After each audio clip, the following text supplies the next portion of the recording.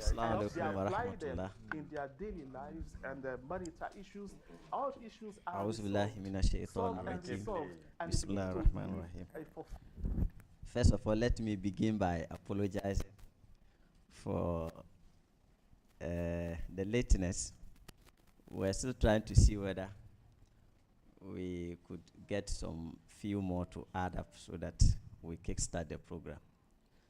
And because the time is fast, not on our side again, so we'll start those who will come late. They will join us at the latter part of the program. And so without further delays, we'll start the program. And I have the singular honor of inviting our revered Muallim Bashiruddin Farid Kumsin Sahib to recite a portion from the Holy Quran.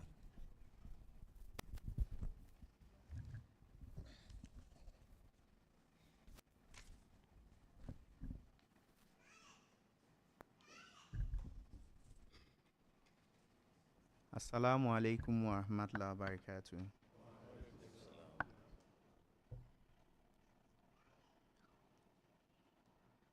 أعوذ بالله من الشيطان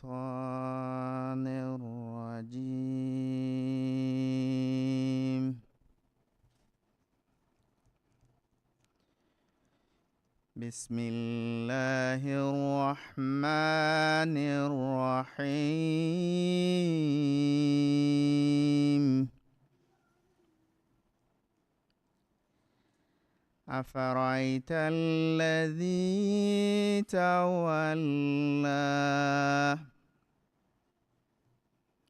وأعطى قليلا وأكدى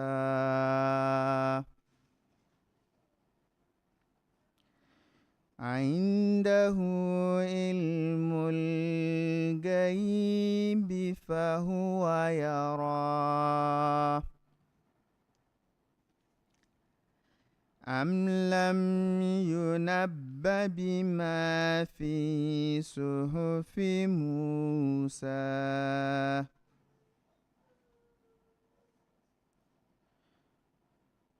في صحف موسى وإبراهيم الذي وفى ألا تزر وازرة وزر أخرى وأن ليس للإنسان إلا ما سعى وأن سعيه سوف يرى ثم يجزاه الجزاء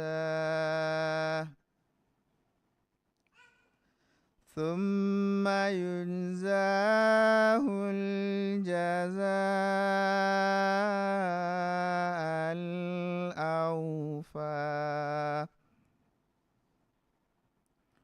وأن إلى ربك المنتهى.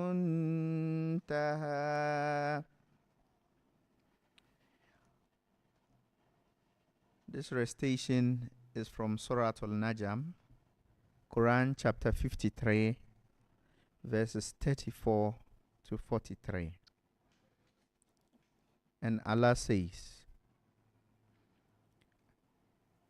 Dost thou see him who turns away and gives a little and does it grudgingly? Has he the knowledge of the unseen so that he can see? Has he not been informed of what is in the scriptures of Moses and of Abraham, alayhi salam, who fulfill the commandments? That no bearer of a burden shall bear the burden of another, and that man will have nothing but what he strives for, and that his striving shall soon be seen, then will he be rewarded for it with the fullest reward. And to thy Lord do all things ultimately go. Assalamu alaikum wa rahmatullahi wa barakatuh.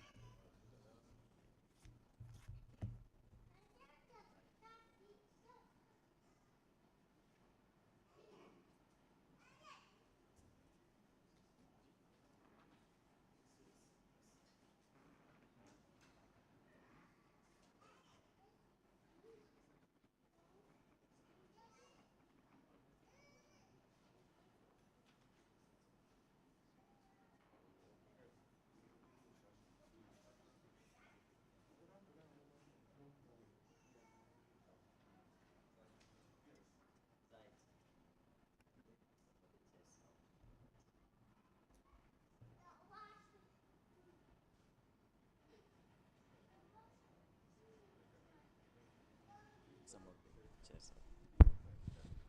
Jazakumullah sana jaza.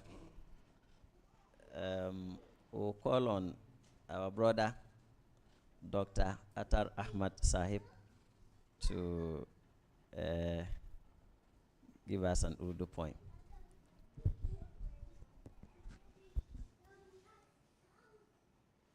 Assalamu alaikum warahmatullah. Pakeezah मंजूम कलाम हज़रत मुस्लिम माउद रज़ी अल्लाह ताला अन्हु। नूने हालाने जमात मुझे कुछ कहना है। नूने हालाने जमात मुझे कुछ कहना है, पर है ये शर्त के ज़ाए मेरा पैगाम ना हो। चाहता हूँ कि करूँ चंद नसाए तुमको, ताकि फिर बाद में मुझ पर कोई इल्ज़ाम ना हो, ताकि फिर बाद में मुझ पर कोई इल्ज़ाम ना हो। जब गुज़र जाएंगे हम तुम पे पड़ेगा सब बार, सुस्तियाँ तर्क करो तालिबे आराम ना हो। सुस्तियाँ तर्क करो तालिबे आराम ना हो। खिदमते दीन को एक फज़ले इलाही जानो, उसके बदले में कभी तालिबे इनाम ना हो। उसके बदले में कभी तालिबे इनाम ना हो। नूने हालाने जमात मुझे कुछ कहना है। This is the poem written by Hazrat Muslim Maud Razila Ta'ala Anhu, and it's taken from Kalam-e Mahmud. Now I shall present the English translation of the couplets just recited. O youths of the Jamaat, I have something to say, but with the condition that my message be not wasted. I desire to give you some advices, so that there shall lie no blame on me afterwards. When we will pass on, all will lie upon you. Leave aside all frailties. Do not become desirous of rest. Take the service of religion as a blessing of God. In exchange of it, never become desirous of reward. However it may be, we continue to work. In your time, may this institution never be disgraced. Jazakallah. Assalamu alaikum warahmatullah. Wa alaikum salam wa rahmatullah. Jazakumullah sana jaza. As we all know that today is a special day for the Waqf now parents. It's not only in Ghana that is celebrating parents, but across the world, it's something that is always ongoing. And so today we have gathered here to deliberate on important matters as far as Waqf now is concerned. And being a parent of a Waqf now, it's important for us to know what our responsibilities are, what our roles are. Is it the case that when we dedicate the children to serve the religion of God, we do not have any accompanying responsibility? Indeed, there is responsibility. Dedicating your child to serve the religion of God is a very serious matter.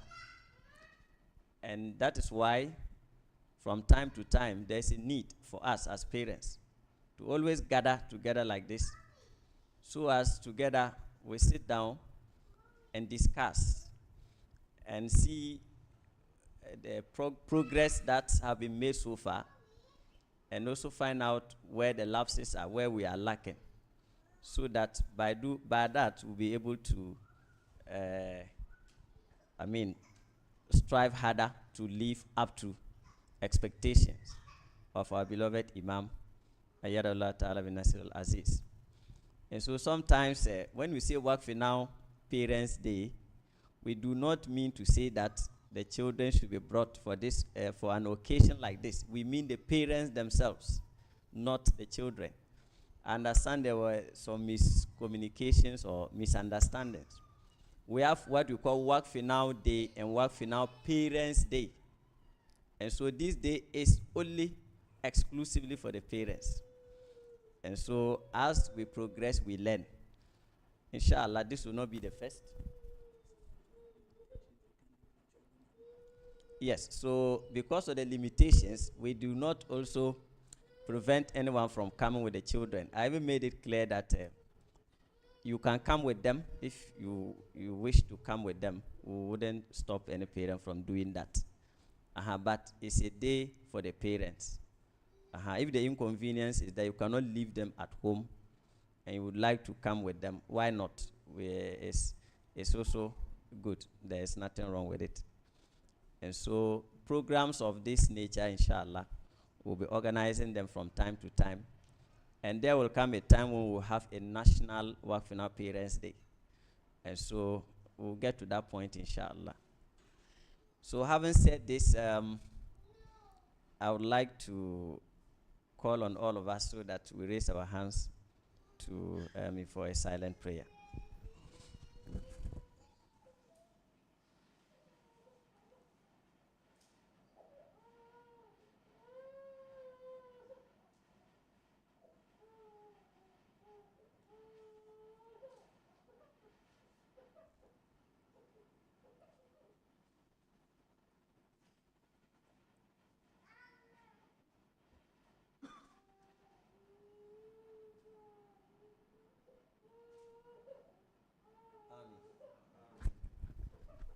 And so it's an important day once again. And as a Waqf parent, I think that we must see ourselves as proud people, because we are those Allah has chosen to father the next soldiers who will fight for the cause of Islam, who will fight to bring the victory of Islam that all of us are yearning for. And so to father such important, special children dedicated for this special cause, we must not see ourselves as ordinary parents, just like any other father or mother giving birth elsewhere. This is how we can understand our speciality as parents. And this is how we can strive harder to make sure that we emulate what Hazrat Ibrahim ﷺ did, just as he also played a key role in fulfilling his pledges that he made to the Almighty Allah, just as we heard from the verses being recited, wa Ibrahim allazi wafa. And so the fourth Khalifa rahimahullah has made it clear that if you are a father of a Waqf now, then you should know that your similitude is just like the similitude of Prophet Ibrahim ﷺ and that of the mother of Mary. So it is not a small matter. And so let me not hasten to, spoil the soup, because my senior brother is coming to give us all of that. And I'm sure we'll learn a lot from his experiences. And so, having said this, I would like to call on the keynote speaker for today, is in the person of our revered Molvi Hafiz Ismail Ahmad Eduse Sahib, National Coordinator MTA, to do justice to the topic.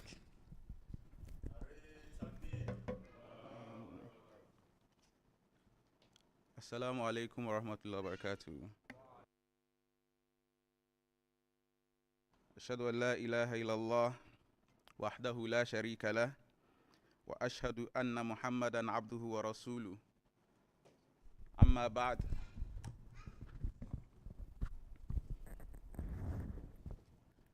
فأعوذ بالله السميع العليم من الشيطان الرجيم بسم الله الرحمن الرحيم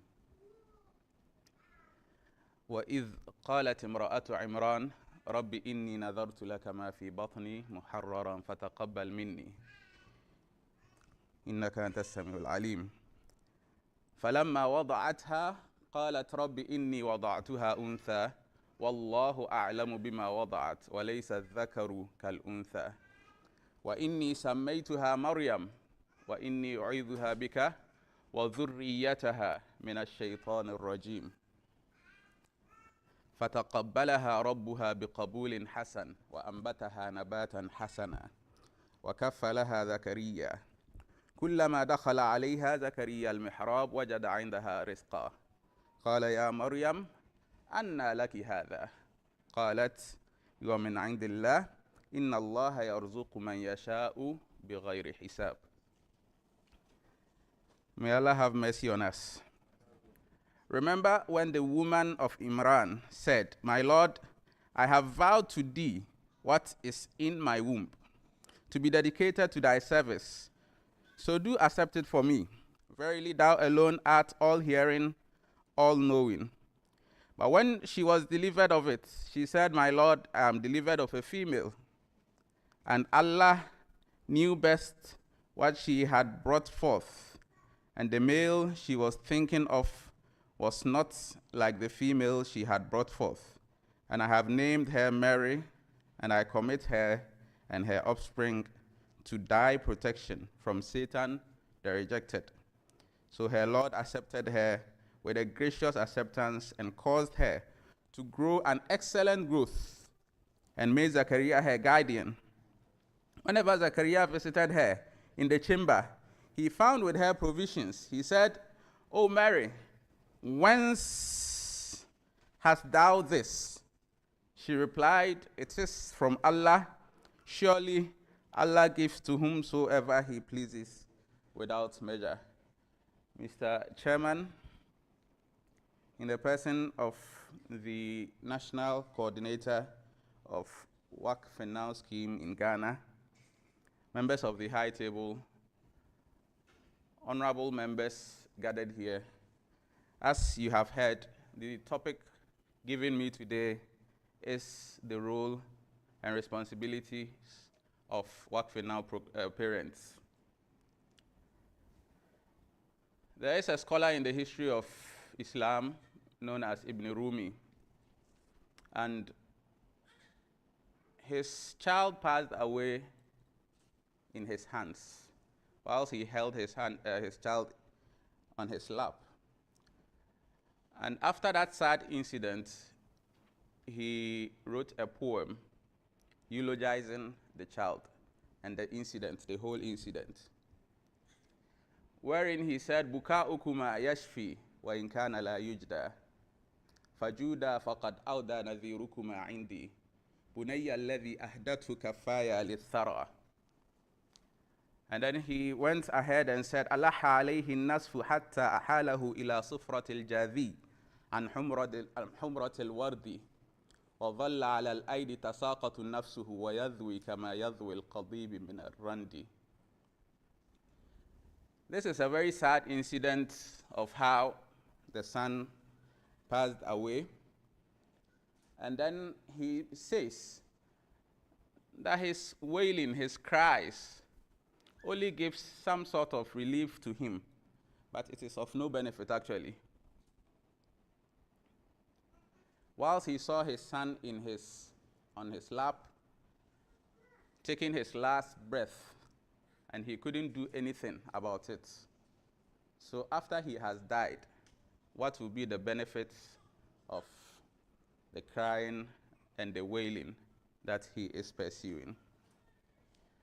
Looking at the number of Waqifin that we have here in the greater Accra region and the number of parents that we have here, it is not commensurate.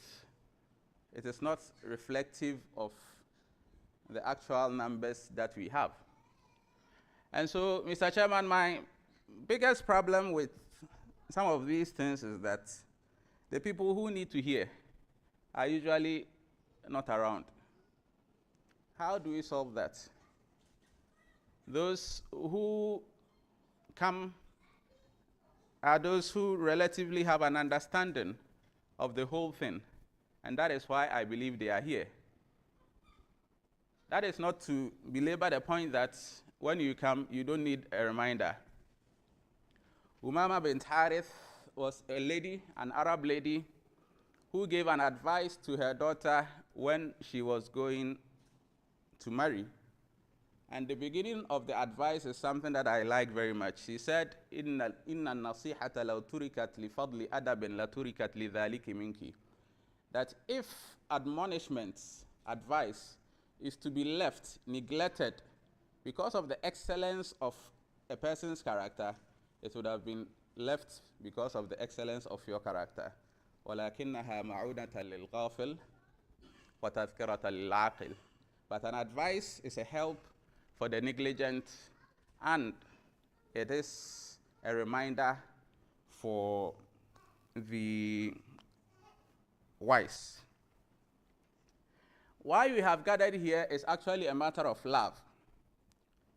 The whole Islam as a religion is premised on love.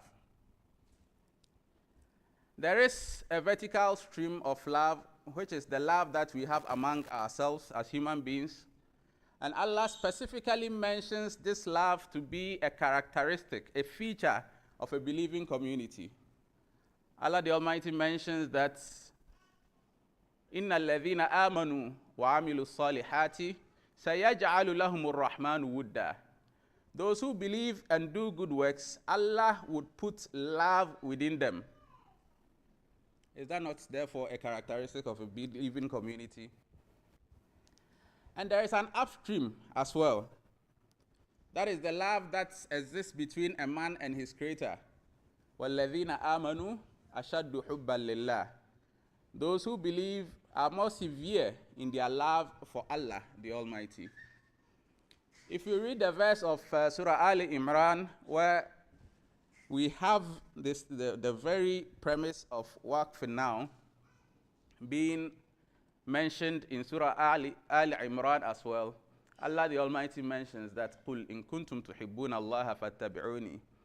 That, O Prophet of Allah, tell them that if you truly love Allah, then follow me. He didn't say if you truly believe in Allah or any other thing. If you truly love Allah, then follow me. So the followership or following the Holy Prophet Muhammad sallallahu alaihi wasallam is also based on love. The Prophet sallallahu alaihi wasallam, further emphasizing on this point, says that لَنْ يُؤْمِنَ أَحَدُكُمْ حَتَّى أَكُونَ أَحَبَّ إِلَيْهِ مِنْ مَالِهِ وَوَلَدِهِ وَالنَّاسِ أَجْمَعِينَ. That none of you would be considered a true believer unless I become more beloved to him than his wealth, وَوَلَدِهِ, and his children, وَالنَّاسِ أَجْمَعِينَ, and the whole of mankind. In one narration, it also adds, وَمِنَ الْمَاءِ الْبَارِدِ. Even you should love the Holy Prophet ﷺ more than cold water. Cold water is significant here in the context of the hot Arabian desert. Even on a hot day in Ghana, if you get cold water to drink, you see how relieving and relaxing it is.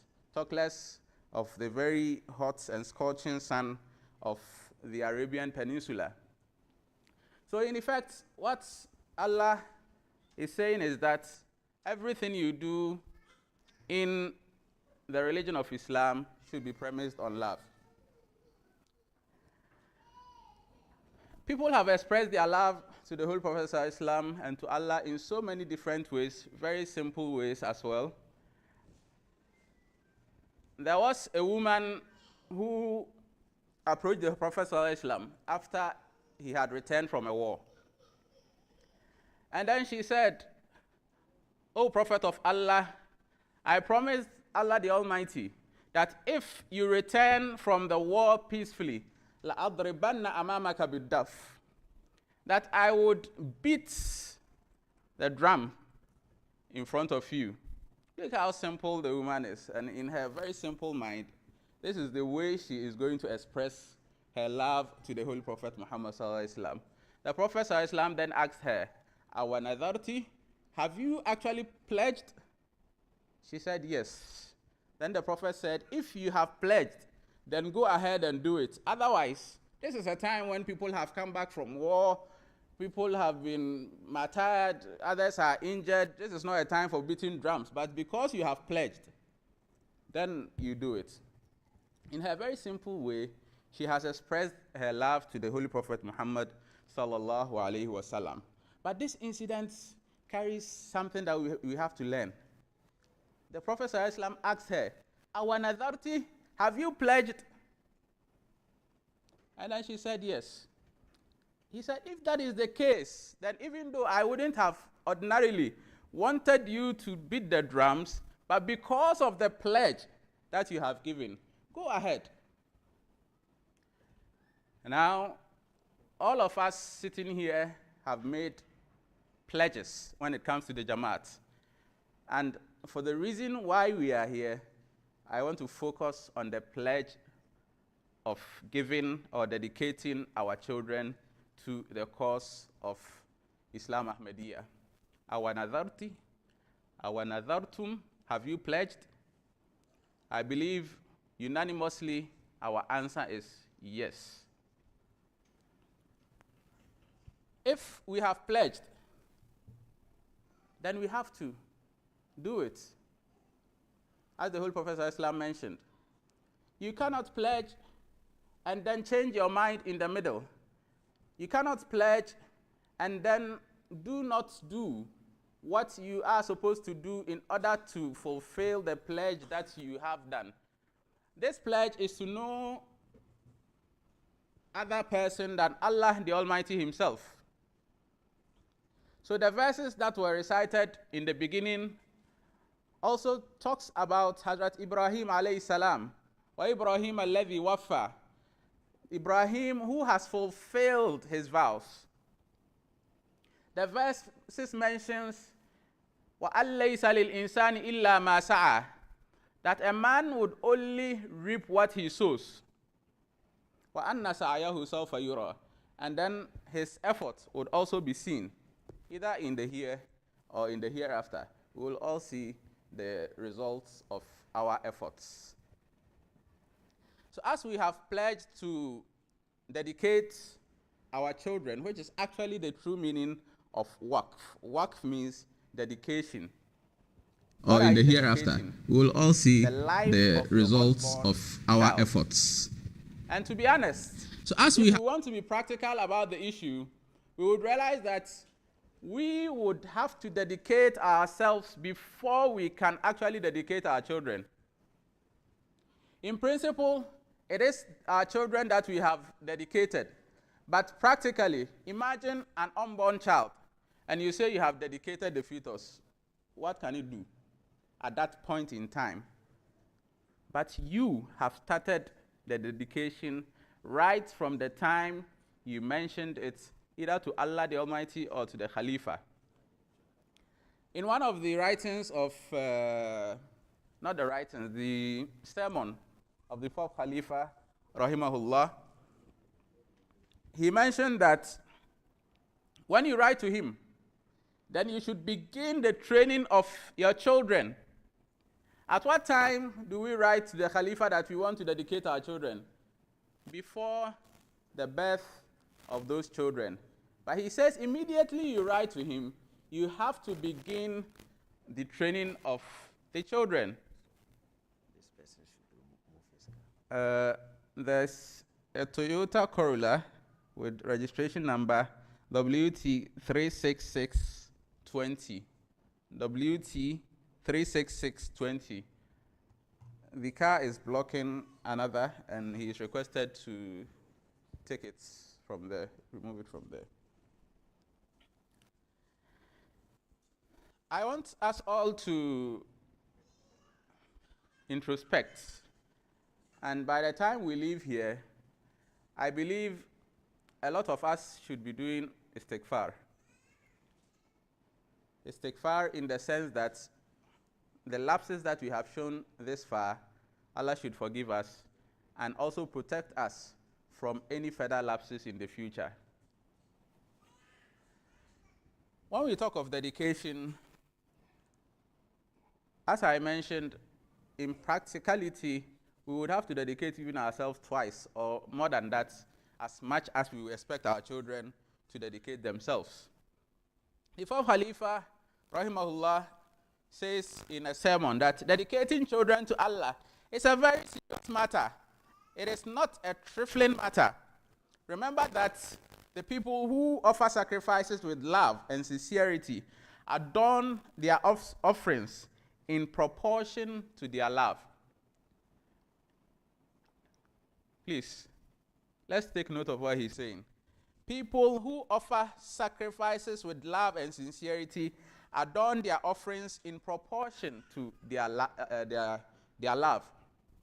Which means that if I'm gifting someone something, the way I take my time to wrap it, the way I take care of the gift and make it presentable, that shows how much I love the person I am giving the gift to. And so he says it's not a small thing. The Waqfin children, we are presenting them as gifts to Allah the Almighty. So let us ask ourselves that the children that we have said we have given to Allah, are they of that nature? Are they of that training? Are they of that caliber? Where we see any lapse, we have to necessarily make conscious efforts to cover those lapses and train them in the right manner. The woman of Imran, who is the mother of Hazrat Maryam, radiallahu anha, or alayhi salam, when she offered the sacrifice, she did not leave it there. She asked Allah, "Fataqabbal minni." Please accept it for me. This is the very first thing he did after telling Allah that I pledge to dedicate my child for you. Fataqabbal minni. So please accept my sacrifice. Are we saying those prayers? How many of us have prayed that Allah should accept the sacrifice that we have done by giving our children in His way? Then she further prayed that inni u'idhuha bika wa dhurriyyataha min ash-shaytan ar-rajim, that I seek refuge from you, Allah, for the child from Satan the accursed. Which means that we have to constantly pray for our children. Pray for their spiritual upliftments. Pray for their morals. And pray, most importantly, for Allah to accept the sacrifice. If Allah accepts the sacrifice, that is when we will get the reward. إِنَّمَا يَتَقَبَّلُ اللَّهُ مِنَ الْمُتَّقِينَ. Allah accepts the sacrifices of the righteous. It may be that we have all of us who are here definitely have pledged and made the sacrifice. But we cannot guarantee that everybody's sacrifice has been accepted by Allah the Almighty. It makes it a very, daunting task, a very daunting thought even, to think of it, that you might have sacrificed your child. And because of something that you did, or something that you didn't do, the child will spend his whole life calling himself a Waqf now, and yet his Waqf is not accepted.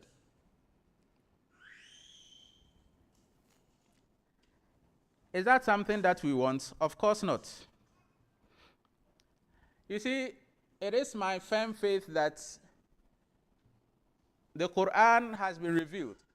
But we as Ahmadis believe that as per the needs of the time, meanings of it come up. And as per the needs of the time, the Khulafa guide us to the things that is needed at those particular times. And it was so also during the time of the Holy Prophet Muhammad sallallahu alaihi wasallam. There is an interesting story of a Bedouin, which will be loosely translated maybe as an Arab villager, who came to challenge the Prophet sallallahu alaihi wasallam. This comes in a hadith sahih, a sahih hadith. He challenged the Prophet ﷺ that the Quran is not from Allah. The Prophet said, "Why are you saying so?" He said, if it was to be from Allah the Almighty, some very strange words that are not used by the Arabs wouldn't have been used in the Quran. The Prophet asked him that, which words are you talking about? He said, one word is ujab. Ujab means strange.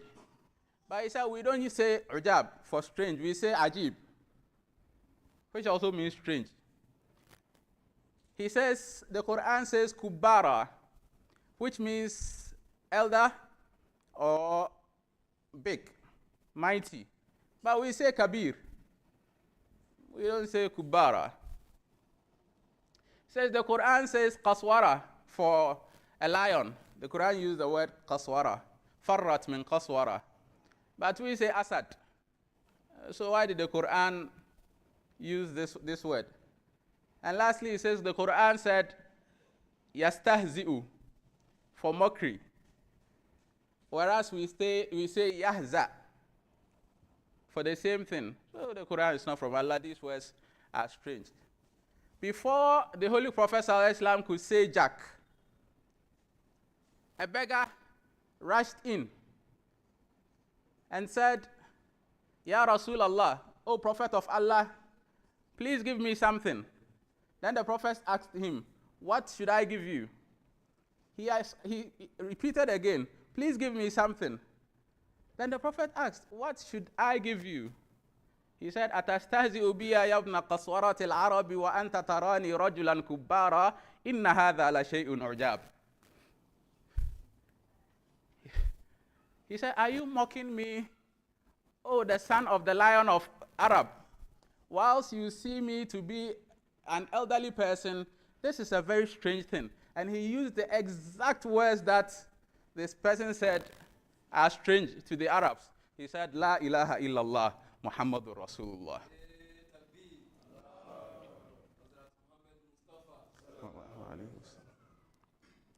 So Allah has always brought in things as and when they are needed.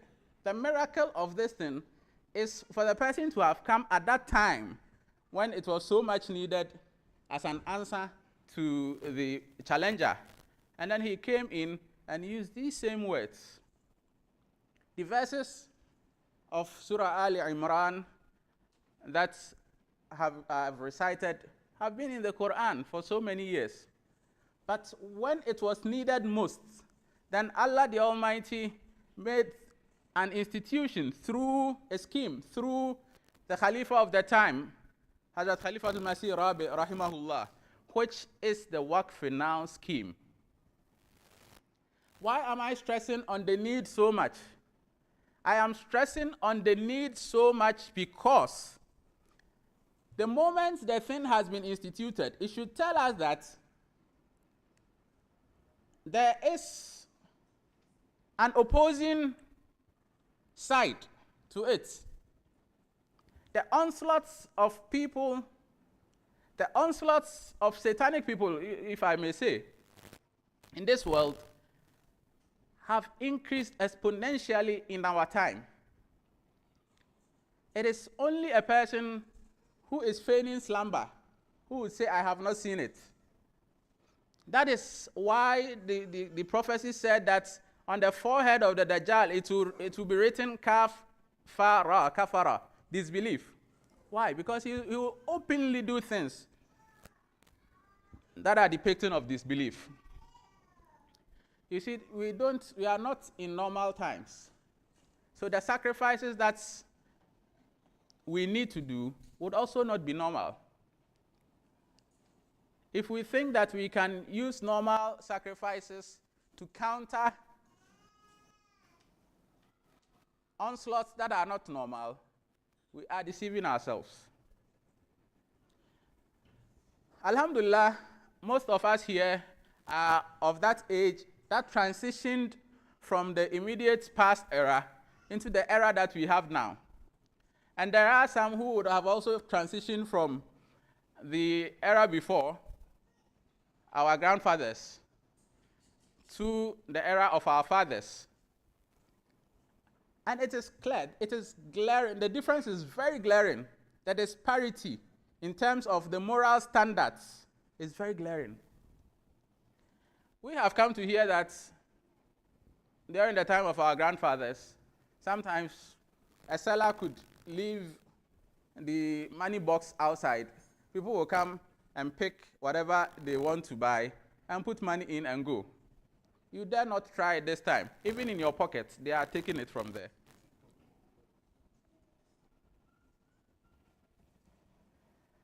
Look at the dressing of our women. The kaba and slits of those times were very decent dressing. Now we have modernized ourselves so much that the least said about it, the better.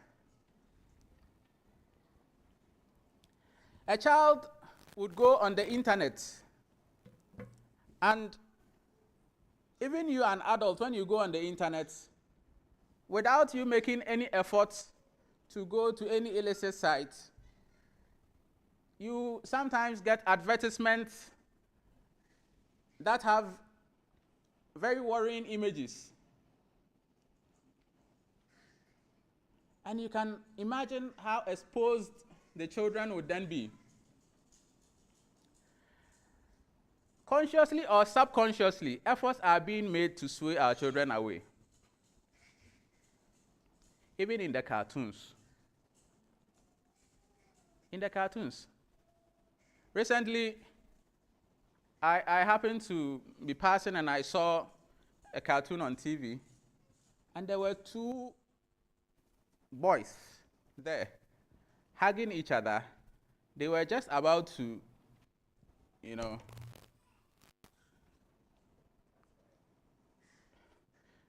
they were just about to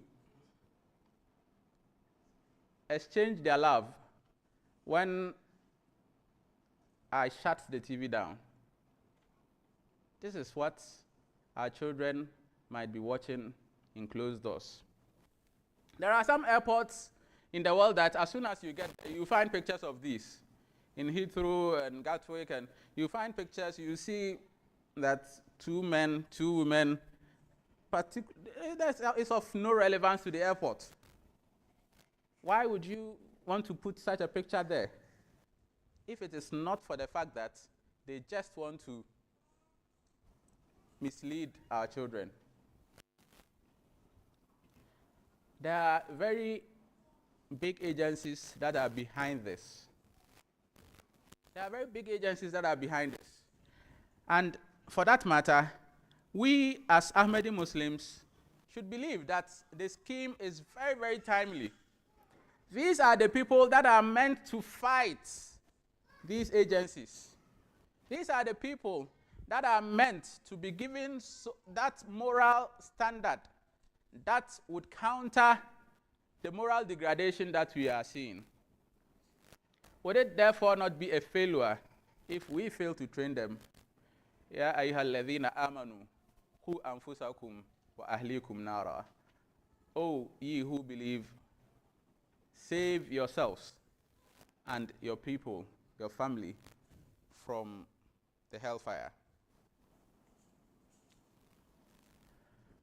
So it is the responsibility of the Waqfina now children, parents, to equip the children with adequate knowledge.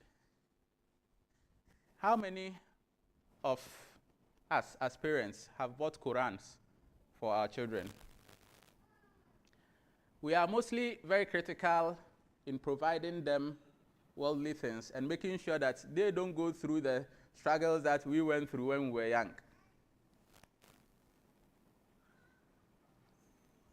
Quran, that is the basis of Islam. How many of us have bought it for them? How many of us make sure that the children recite Quran every day? Or they have even learned how to recite Quran? The fourth Khalifa, Rahimahullah, says, as far as their education is concerned, teaching them in the Jamia would come later. But from the beginning, these children should be taught the Holy Quran. These children from the beginning should be taught the Holy Quran. The second part is also very important. He says, a charming voice alone cannot put life in the recitation. He is going a step further. Let's say you have taught the child Quran, he has a charming voice. But he says, even that alone cannot put life in the recitation. If those who are reciting do not know the meaning of the Holy Quran, so to speak, they can erect a statue of recitation, but they cannot breathe life into it. Now, how many of us even understand the Quran for us to say that we are teaching our children? This is why I said, at the end of it all, we have to say Astaghfirullah.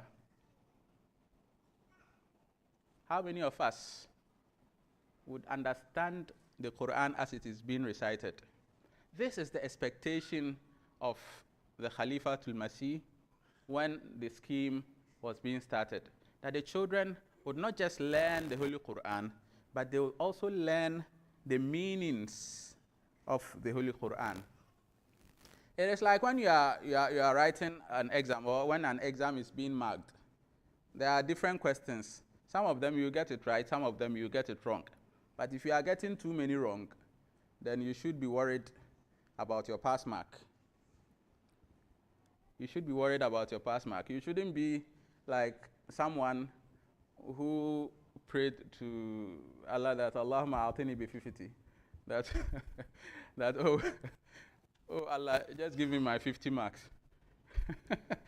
Just give me my pass mark. That's all that I want, even if it is just on the edge. No, that is not what we want. We want us to pass with distinction. So, translation of the Quran. We will organize extra classes for our children, but we will not bring them to Quran classes. Always Hab is doing a very good job here at the headquarters, teaching children. Most of us are not bringing our children. Neither are we sending them to those that are organized in our various centers in our localities. Also, you are also not teaching them. So where do you expect the children to know it from? Where do you expect them to know it from? If this is really the expectation of the Khalifa about the children, then we should think about the expectation of the Khalifa about the parents. The parents, we might not be reading the Quran in the morning. How are we going to instill it in the children that they should read? How? The Khalifa further says that parents should ensure that their children have a vast knowledge. One way of achieving broad religious knowledge is to read the newspapers and magazines of the Jamaat. Review of Religion has been struggling to get readers. Subsidized prices, but nobody is purchasing. Those who purchase it, they use it for decoration in their homes.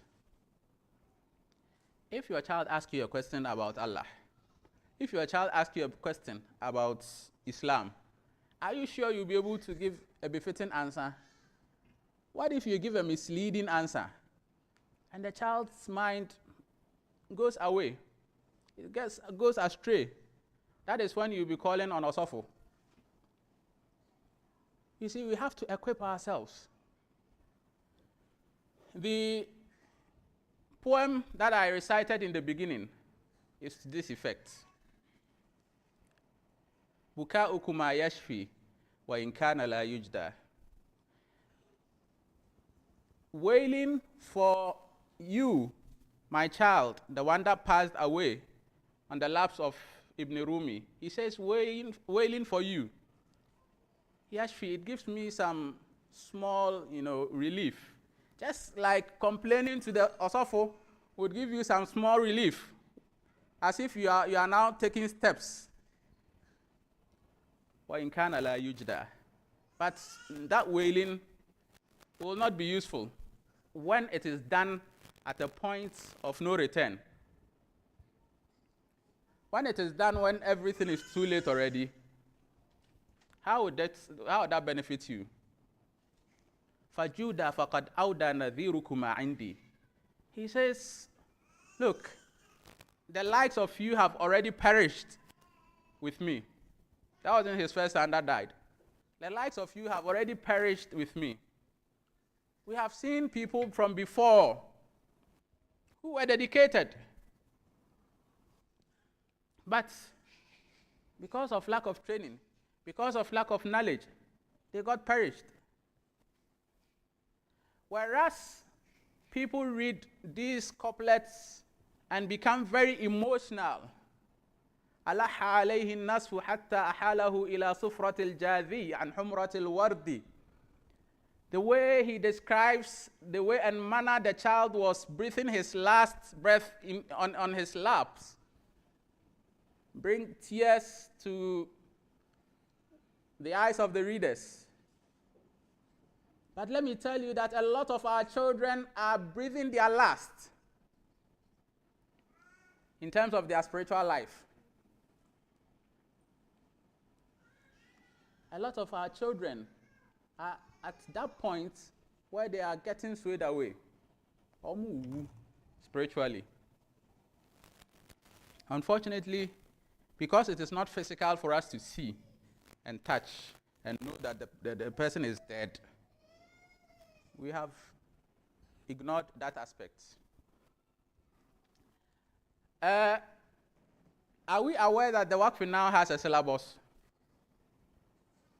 Waqf now has a syllabus that you are supposed to take your children through until they grow. And the reason, again, why I have been saying that you would be dedicated first is that all these trainings have to be given by you, or you have to facilitate it. Hazrat Khalifat al-Masih Rabi rahimahullah, he says that Waqfin children should know a minimum of 3 languages. Assalamu alaikum. Waqfin children should know a minimum of how many languages? 3 languages. And then he mentions that the first priority should be given to Arabic. Then Urdu follows it. Then any local language of where he comes from. Assalamu alaikum. Arabic, Urdu, and then any other language. 3 languages. He started with Arabic. Ashasana, then first compulsory question, we are down. Urdu, second compulsory question, again, we are down. The local languages, well, so you have scored 1 out of 3.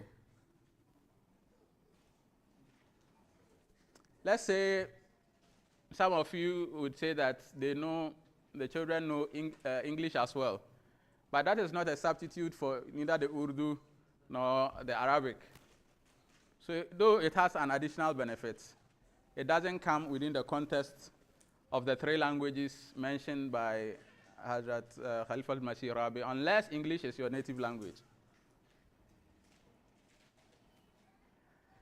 But that is not to say that we shouldn't concentrate on their secular knowledge as well.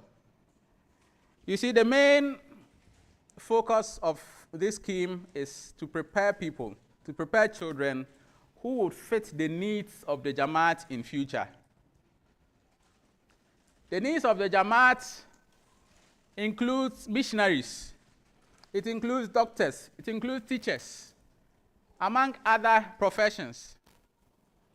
And so missionaries, doctors, nurses, teachers, what have you, are all supposed to have secular knowledge as well.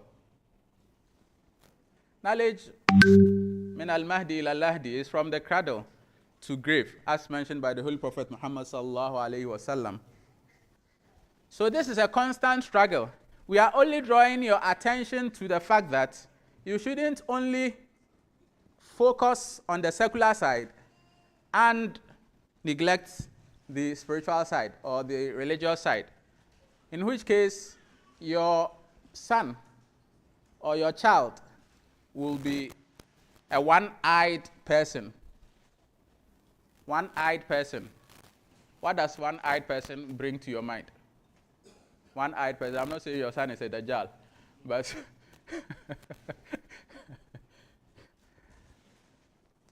it is very, very easy for such a person to fall prey to the Dajjal because he is also one-eyed. Hazrat Khalifat al-Masih Rabi rahimahullah mentioned some moral qualities that he wants to see in Waqfin and now children, which should be taught by the parents.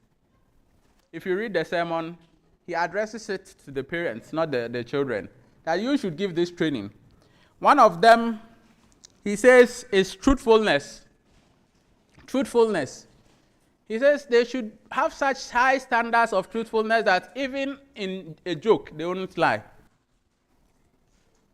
And then he mentioned that you as a parent would have to exhibit that for them. Because if they see you lying from here and there, somebody comes to look for you, the child comes and says, this person is at your gate, at your door. Because you owe that person, you tell the child that go and tell him that I'm not here. he goes to tell the person, my dad is not here. And then the next time you can't find your mobile phone, you ask him, Akwasi, where is my mobile phone? He says, I haven't seen it. And then you think that your son is cultivating from nowhere that attitude of lying, forgetting that you had taught him by your own self. You had taught him that.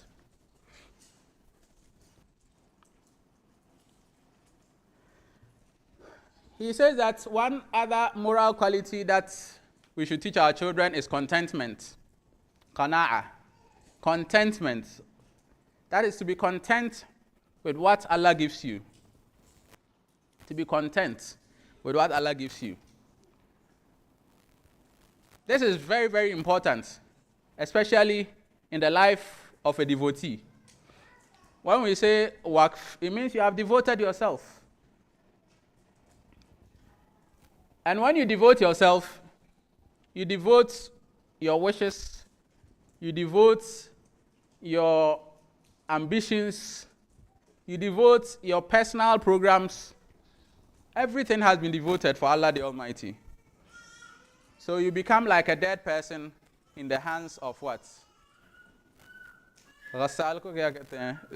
Someone who, the one who, an undertaker, yes.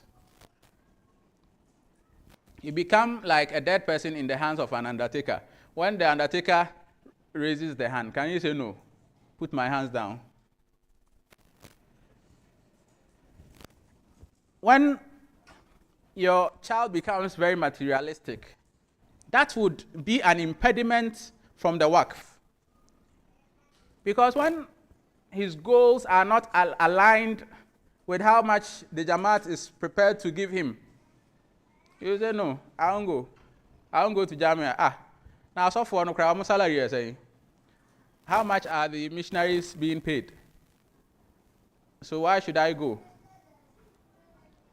When the Jamaat is sending him to a place, let's say it is a remote place, you say, I won't go. How can I go there? Who would be a successful businessman in what's up? You permit me to use Boko.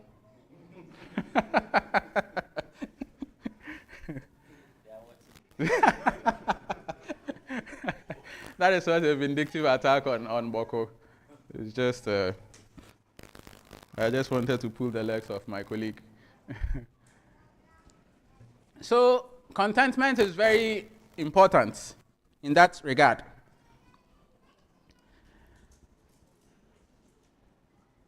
The fourth Khalifa mentioned one thing which is also very important. He says you should even train your children to be jovial. You should train your children to be jovial so that when they see people, they can smile. When they see people, they can let them also smile. You see, the Prophet ﷺ said even smiling at a person is also sadaqah. And then there are some children, the children of nowadays are becoming very self-centered. Very, very self-centered. It is them and them alone. And so whatever makes him happy is what the whole world should concentrate on. In their bid to be self-centered, they want everybody to accept them as self-centered. And so you see someone and the person is not, as if he has not seen you. He has a very straight face. And they have like some automated lifestyle. Always engrossed with their phones. The children here, some of them are getting to that level. But especially if you see those that come from outside, you'd see that more in them. It starts from somewhere.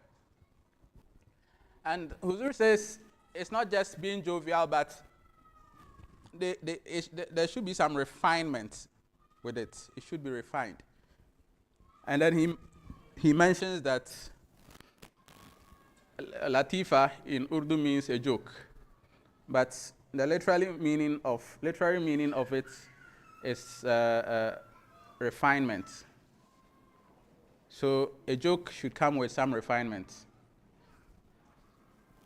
We should take care of the kind of jokes our children even begin to say. And then he says they should have forbearance.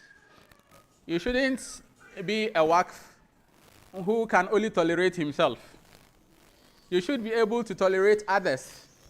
Because when we talk of Waqf, you are working for humankind. You cannot be Waqf and then you be alone. What are you doing? You are not having contact with people. What will you be doing as a Waqf? Think about it. How would your existence benefit people? Even if you are a scientist who is at his corner doing his research, but you should be able to meet people, you should be able to be jovial to them and create a connection with them and then have an impact on them. Without that connection, it is very difficult to have an impact on people. He also mentions that you should pay attention to their physical health. The physical health of the Waqfin is something that we should pay attention to. They say mind lives in a healthy body. So we have to make sure that they are healthy. This is a very daunting task as well. Nowadays, it's difficult to live a very healthy life. Because the moment you want to live a healthy life, you go to a walima and they will give you Coke. You know that, well, it is not the healthiest of drinks, but you take it. You come home and they've prepared even salad that is supposed to be healthy. You put half a tin of baked beans, one full sardine, cream, mayonnaise, you see. And then at the end of the day, you're only deceiving yourself that you are eating it. It's just a lesser evil that you are doing to yourself. This is something that we should all, I think about it very well. As the parents, even the spices that we use at home, the spices that we are using at home, we should read about it and see how much chemicals are in it. And if you have an alternative to exchange it. And more and for us the parents as well, if we don't live, how would we train the children? May Allah give us all long life and a healthy one. I cannot conclude this address without mentioning the creation of a living link with the Khalifa. Our children are expected to create a link with the Khalifa. Istajibu lillahi wa lirrasuli idha da'akum lima yuhyikum. That, oh, believers, hearken to Allah and hearken to the Rasul, the messenger of Allah, when he calls you towards that which would save your life. The Khalifa is a representative of the Rasul. And so what he calls us to is what would give us life. Now, our children are not watching Huzur sermon. They are not watching This Week with Huzur. And we are not bothered. What are they substituting it with? Telenovelas, right? Action movies and other movies that would not have any benefit to them. In fact, it will be very counterproductive. If they are not watching movies, then they are on the net, surfing. So just take the world as Hazrat Muslim Maud radiallahu anhu says that a believer lives his life as a person, like a person in a forest, a thick forest, and the trees even have thorns. So each and every time you are trying to save yourself from the thorn pricking you. And that is the meaning he gives to Qu anfusakum, that you should save yourself, right? The World Wide Web, which is the internet, offers us a bigger forest with very long, trees and bigger thorns and all of that. So when we expose our children out there, and they are going about their normal day on the internet, the current Khalifa, Hazrat Masroor Ahmed Ayadullah Ta'ala bin Nasr al-Aziz, says that we should monitor our children and know what they are doing on their phones, know what they are doing on the net. We should monitor them. I mean, I see on the faces of some people as if they are a bit averse to this admonishment. Living in this, free world, how can you be monitoring your child? There are tools that can limit some sites, and if you have a child and you have bought a phone for the child, imagine if it was something that you believed to be wrong. Would you have allowed him to hold it just like that? You'd have definitely given some restrictions, unless you don't see the phone to be a threat. But it is. It is. The person is exposed to the whole world. You can guarantee the training in your household.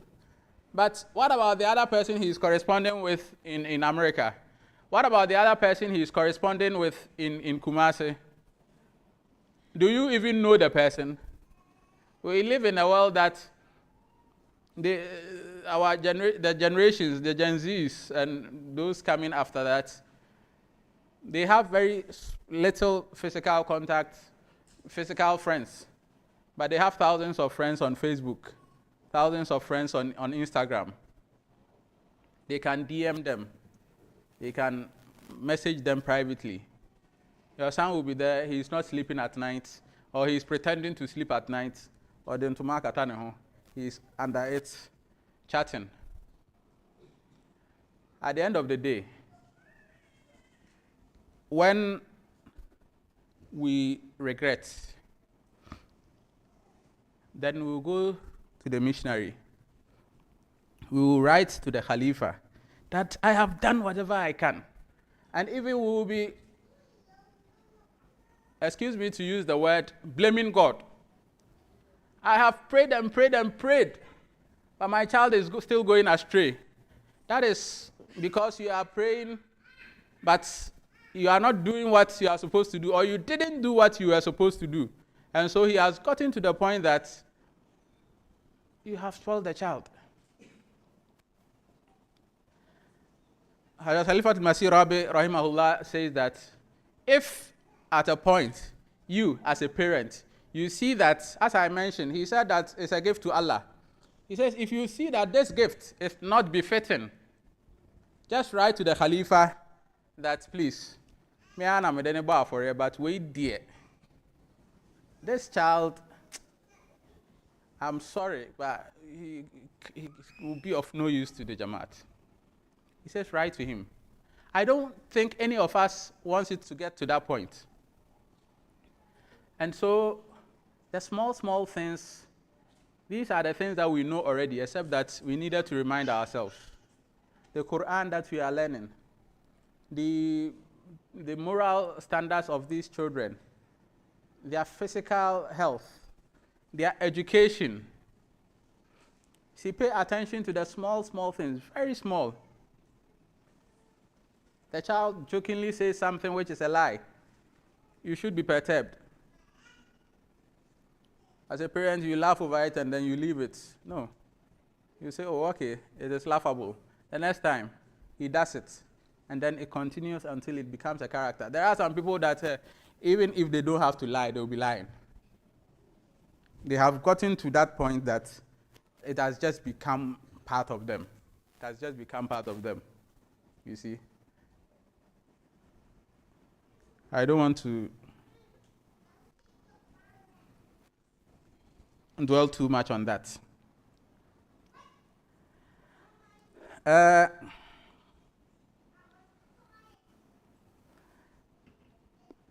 Yes. Hazrat Khalifat al-Masih Rabi, rahimahullah, specifically mentioned the girl children. How much time do I have? It's up, okay. I saw you trying to write something.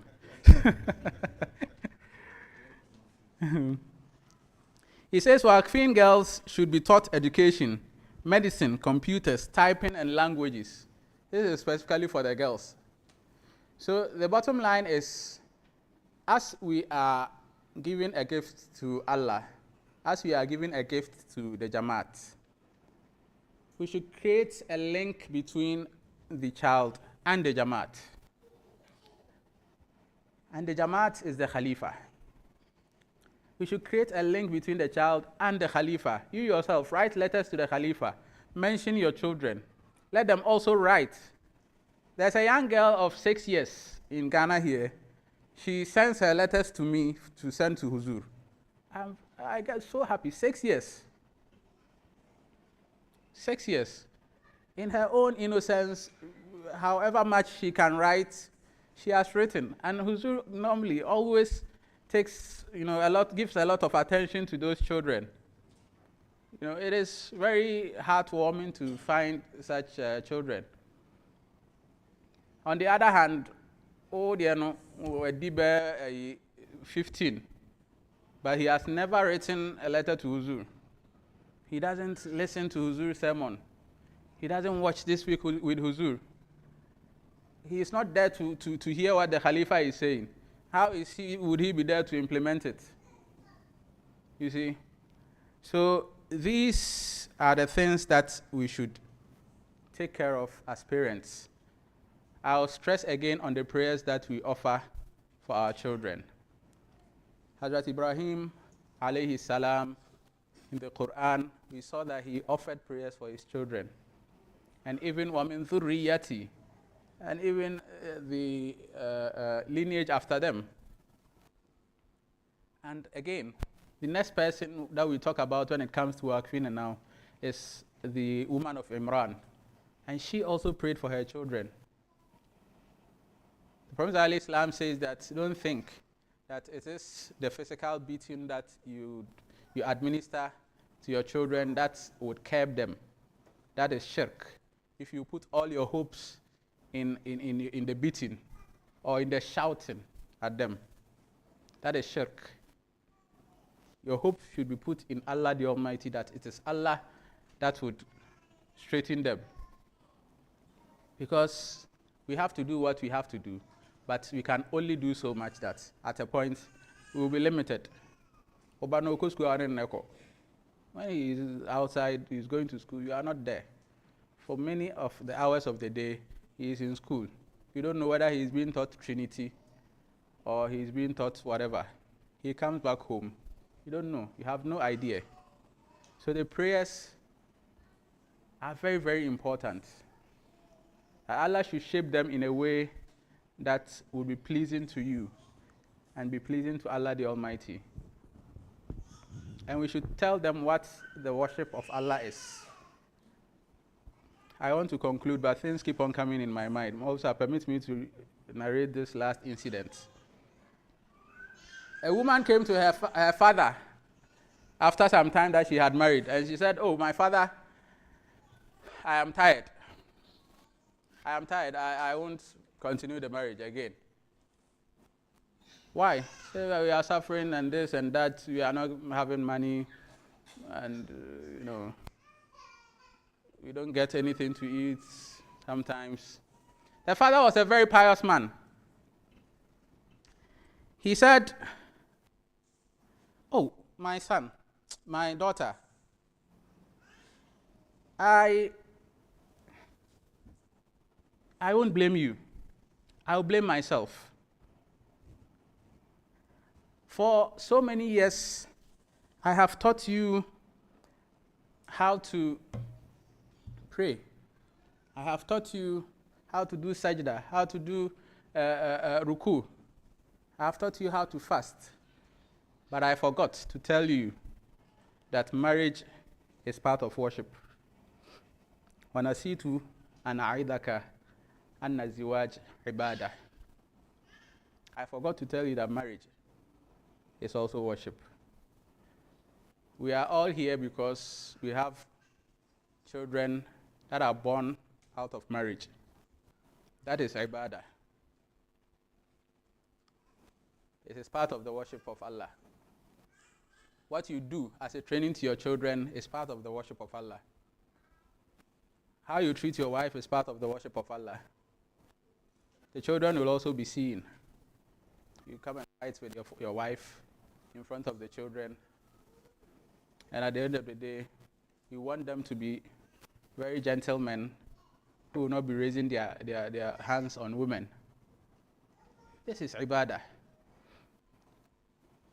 May Allah forgive us our shortcomings, and may He enable us to take steps that He will accept, for us to take steps that will please Him, for us to take steps that will bring out the best of ourselves and our children. We supplicate to Him that He should be merciful on us, such that we will bring forth children that will pray for us when we are not there.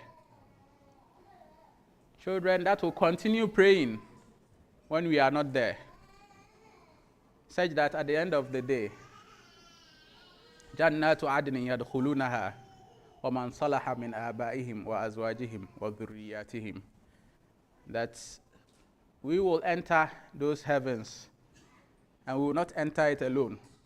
We will enter it with the righteous from among our forefathers, the righteous from among our children. May Allah make it so for us. May He forgive me for anything that I have missed. May He enable the little that I have said to be impactful to everyone, and most especially to myself, as a reminder to us all. May Allah make it so. Wa akhiru da'wana anil hamdulillahi rabbil alameen.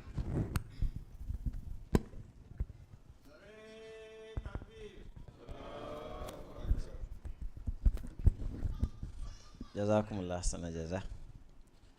Wa alaikum salam wa rahmatullah. So, we have heard a lot, and I'll just go straight to the next item on the program, and that is open forum. So if you have anything, the floor is open. Like I said, we are here to celebrate the parents of Waqfini now. And in the course of the celebration, we have to also remind ourselves of our responsibility. Just as Allah told the Holy Prophet sallallahu alaihi wasallam, "Fa'iza farakta fansab." So what it therefore means is that you shouldn't find yourself at any point in time in life resting.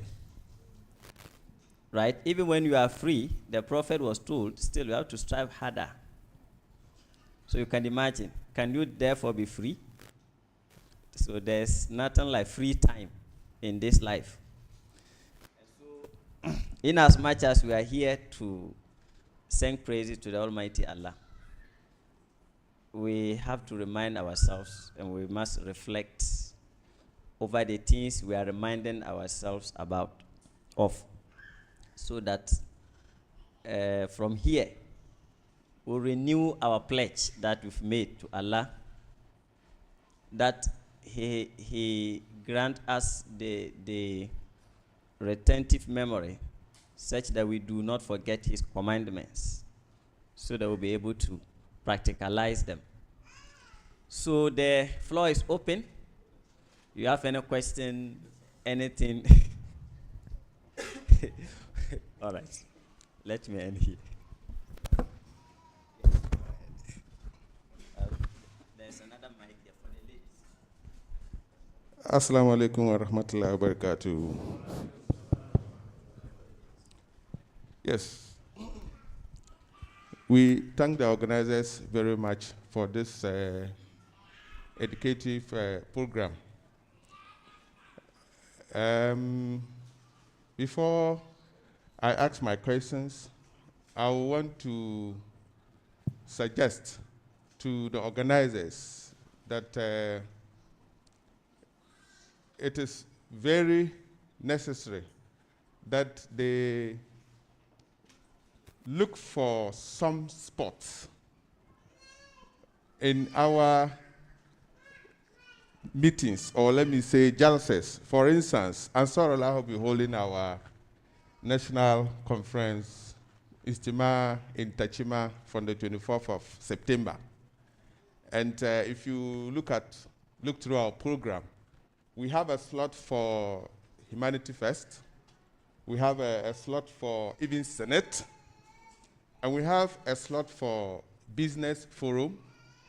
And I'm advising that Waqf Now scheme should look for such opportunities to be able to educate us. We should not think that we know as parents, because we do not know. Most of us get to know how a child becomes a Waqf Now when it is even too late for us. I have 3 children. Only one of them is Waqf Now. I wish all 3 of them were Waqf Now.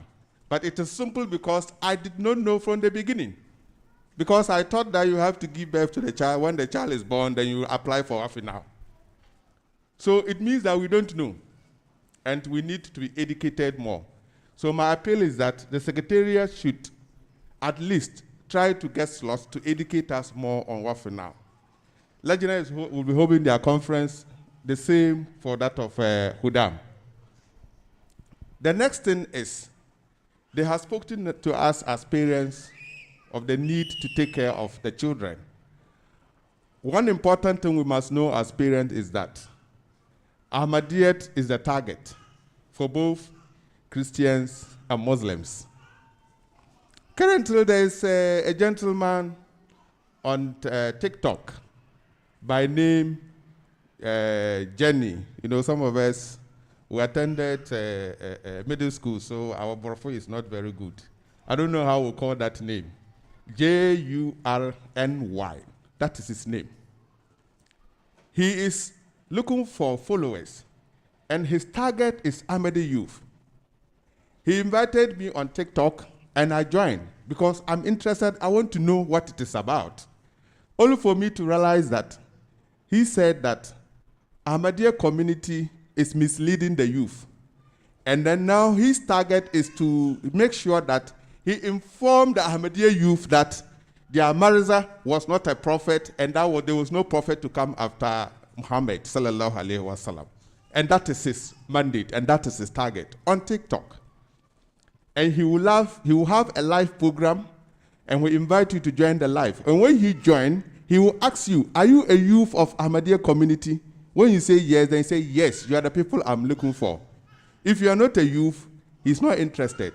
So it means that he might have done something or some research to realize that the youth of Ahmadiyyat have very little knowledge of Mirza.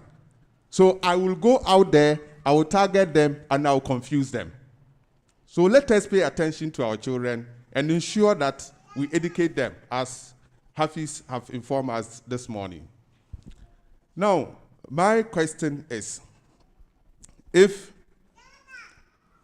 as parents we take this decision for the children, if as Hafiz told us that, Astaghfirullah, if you look at the child and you realize that, I have decided to give up this child, but I am sorry the way the child is going about things, I am sorry I will not be able to continue. So you can write. So now you write a letter to Huzur, and the Waqf is cancelled. Now that same child God has been very good to you. He listened to your prayers. And the child turned 18 and now know. And get to know that he was a Waqf now that was cancelled.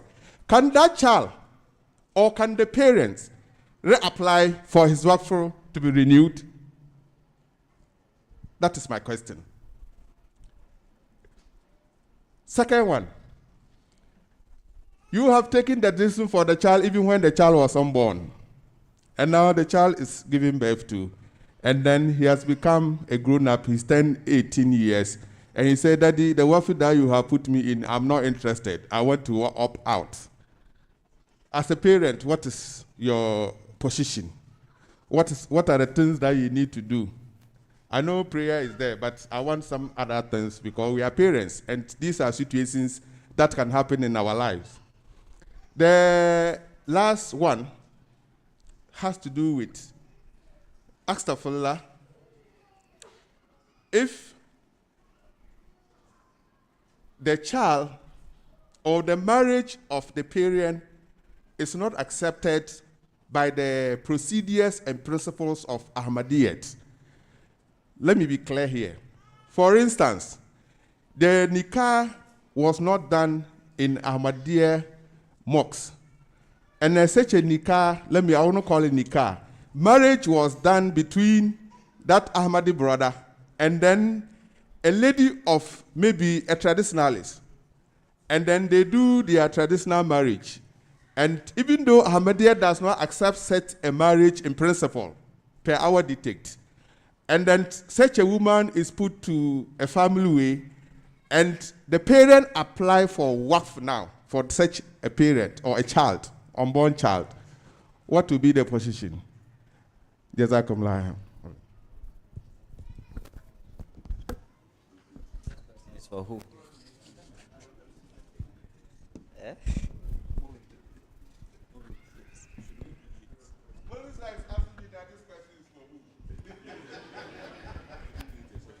It should be one-on-one question. I said the questioning should be like 5 questions before answer. Another question, please. So can this mic go? Yes.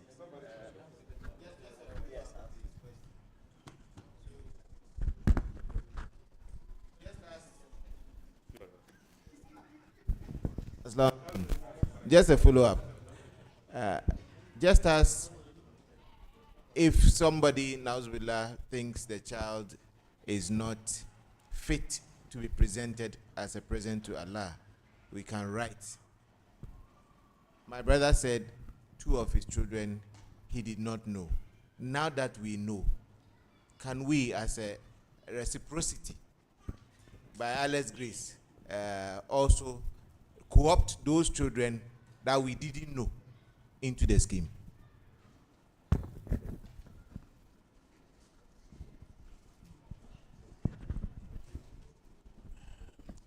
Assalamu alaikum wa rahmatullahi wa barakatuh.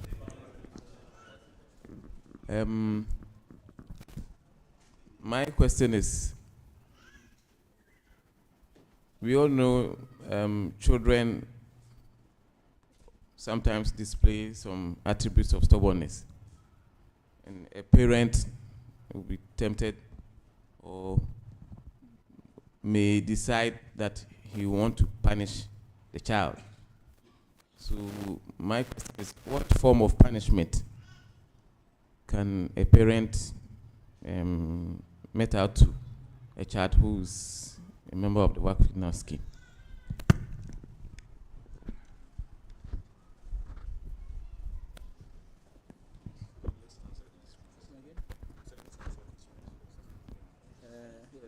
Yes. But it started from somewhere, so obviously you are coordinating it, so let us know who to answer what. Yes. Avisab, I think you should answer the last one.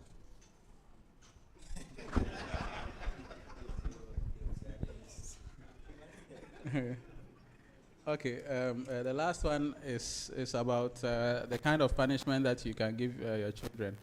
There is no blanket answer for this, because every situation should be judged on its own merit, depending on what the child has done.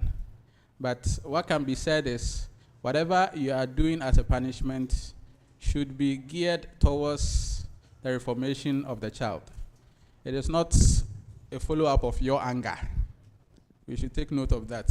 Sometimes we get angry and we are punishing the child in such a way that we have forgotten we want the child to reform, but at that point in time, we want to feel good. Fine, you know.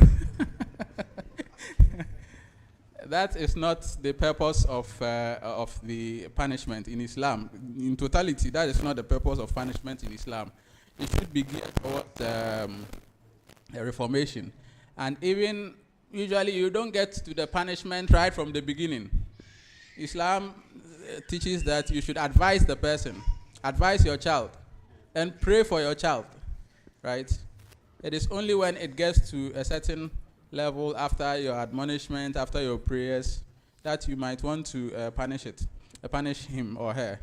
Hazrat Muslim Maud radiallahu anhu mentioned that he always detested when children are punished on minor things. Because there are major things, and he mentioned salat, that you might want to punish the child on, but anything small, you have already punished the child. So punishment has become a normal thing for the child. You have normalized punishment for the child. So he won't attach the desired importance to the things that you want him to actually attach importance to because of the small ones that you punished. Even the salat, for which reason you are punishing the child, has become something that the salat is good. But the punishment is so normal that he doesn't see it to be any outstanding event. So we should look at all these things and take it into consideration. The Prophet of Islam did not really like beating of children. Hazrat Muslim Maud radiallahu anhu also detested it to a large degree, that beating is. There are possible other punishments. For instance, you tell the child that, I was supposed to get you this, but I won't get it for you until you do this, right? You are imbibing those characters in him. I know of one of my missionary colleagues who is very well read. He has read a lot of books. And it is because the father used to give them prizes, set targets for them. If you finish reading this book, I'll give you this. If you finish reading that book, I'll give you this. So they get excited because of the quest for the reward as well. They read the books and they'll inculcate that habit, eventually. So you, the father, the child, you should also know what works for him. And so you look at the child, what works for the child, and try to do that. And it should be within the limits of the laws of the country. Jazakumullah Hafizah. So the other question, that the child has a bad character, and then the father writes to Huzur, and the Waqf is cancelled. And later on, maybe out of Allah's mercy, the child changes, reforms himself, and mends his ways. So the question therefore is, can such a person's Waqf be renewed? If I got your question, yes. So,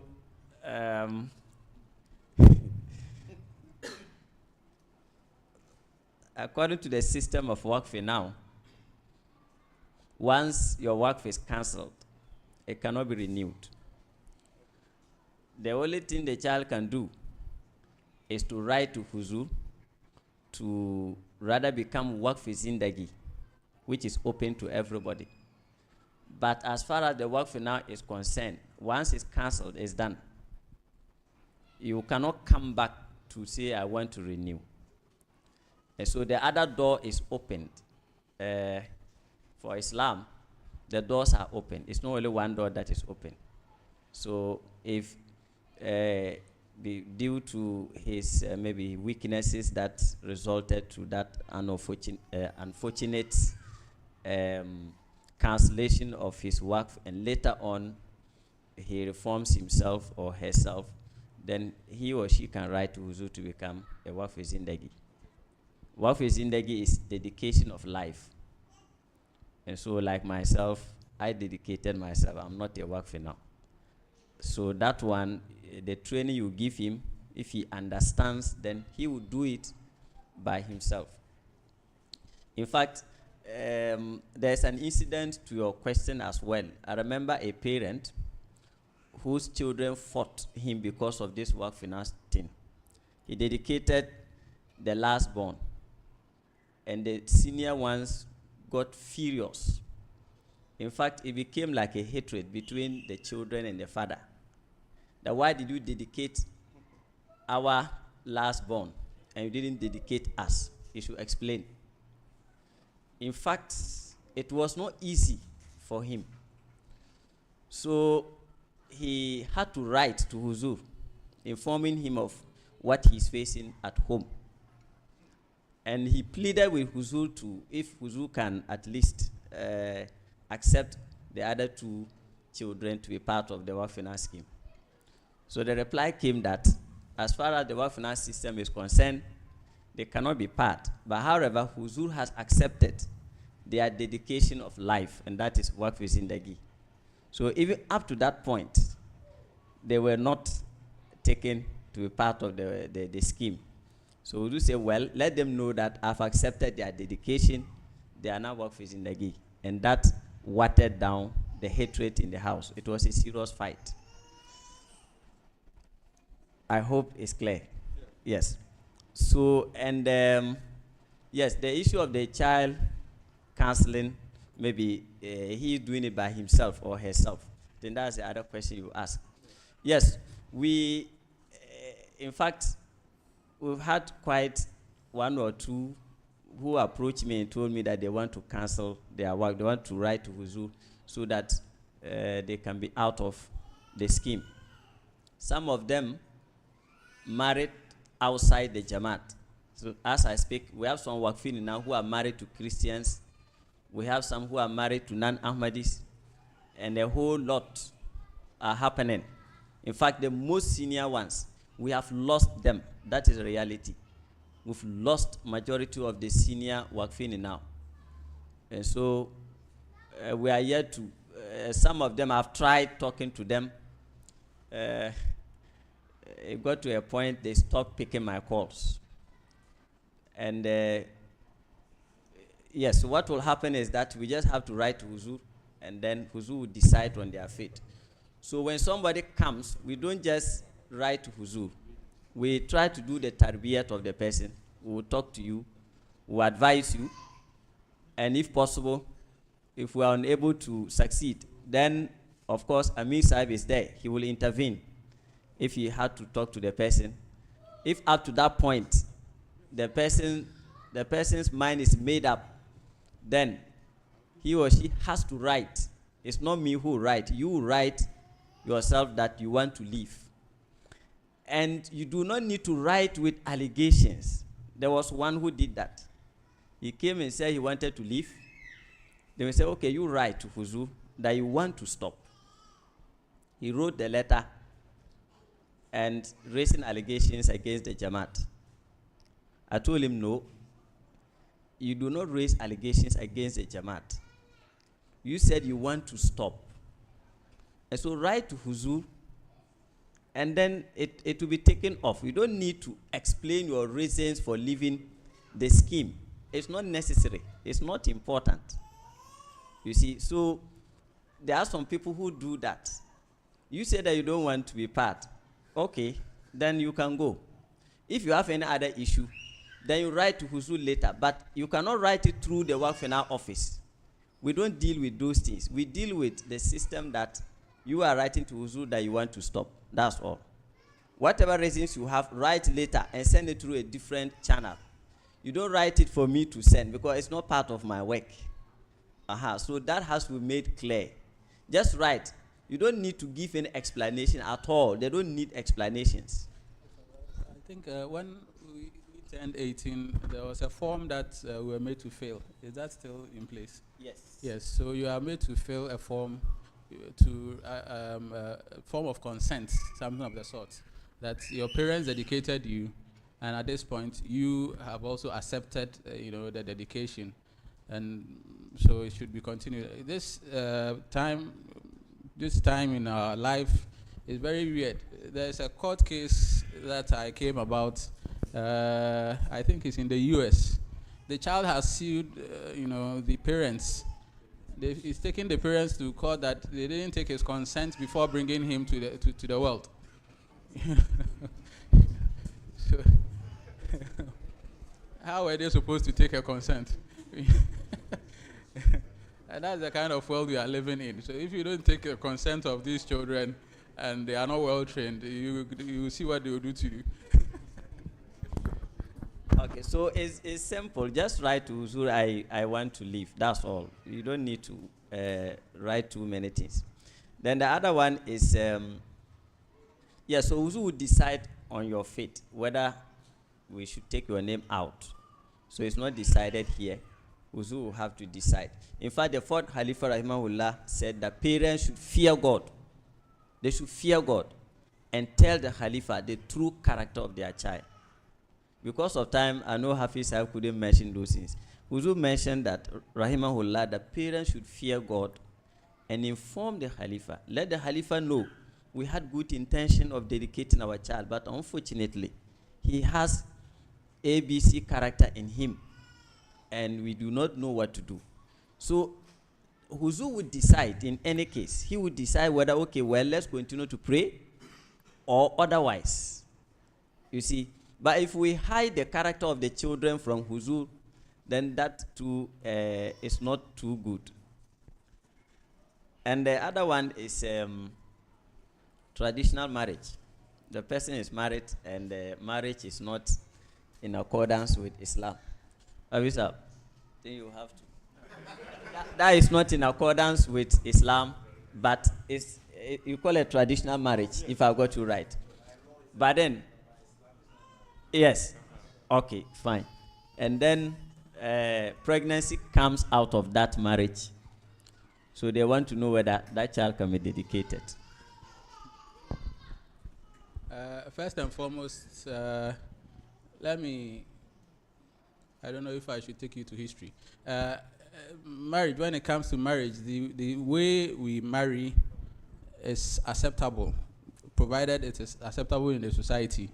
So people who converted from paganism and whatever to Islam, the whole process of Islam didn't get them remarried.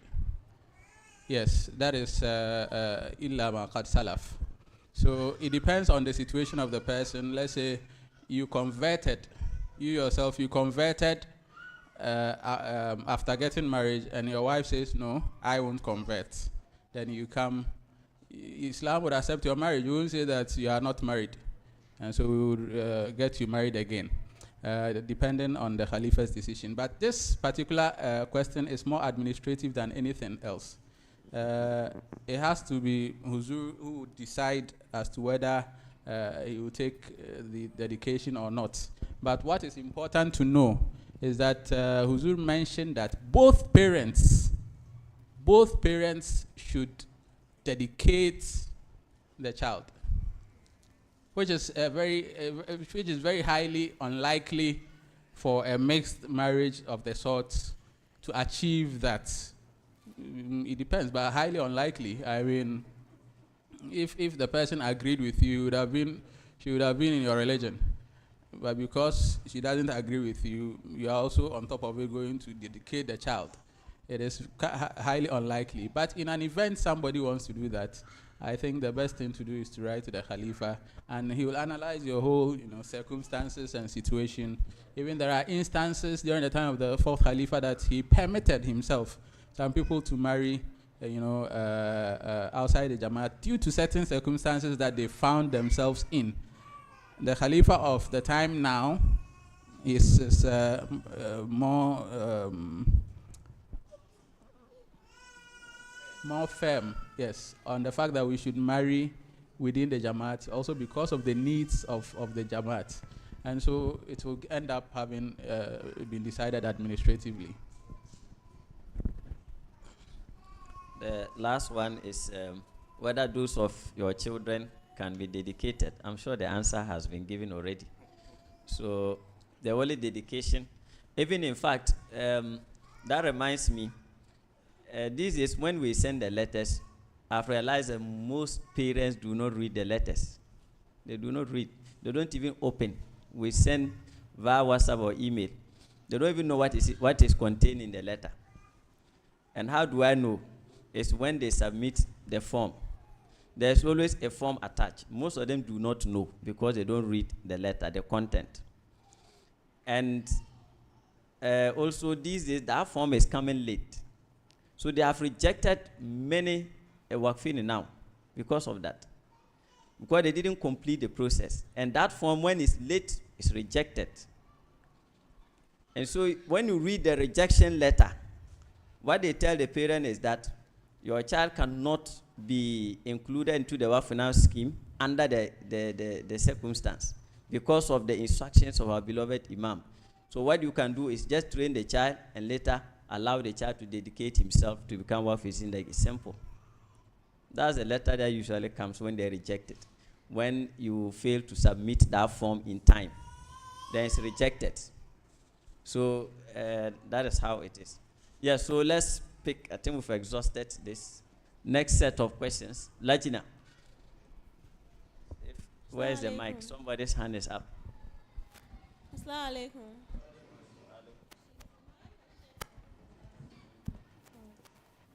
So my question is on, I have two girls who have been dedicated to the scheme. Now, they are of age and then they get married. They are married to their spouses, and then in an event, the man says, okay, I don't want you to dedicate your life to the Jamaat. As a parent, what is my position? This question has been triggered by a program I watched this morning on MTA, on Waqf for Now, people who have dedicated their lives to Waqf for Now. And she is a doctor who is in Nigeria. And her father, who loved for her to be a medical doctor, trained her to be a medical doctor. And when she was sent, so she's a Pakistani, she was sent to Nigeria to serve the Jamaat. And she asked the father if she can ask the husband if she can proceed, because this is her life changing from where she is to another country. And alhamdulillah, when she sought consent from the husband was happy. He agreed for her to take that position to serve the Jamaat as a Waqf for Now. Now, if in unlikely situation, when the man says, no, I don't want you to serve the Jamaat, even though you are a Waqf for Now, as a parent, alhamdulillah, if I am still alive by then, I don't wish to be in that situation though, what do you do? Jazakallah. Yes, there's a hand here.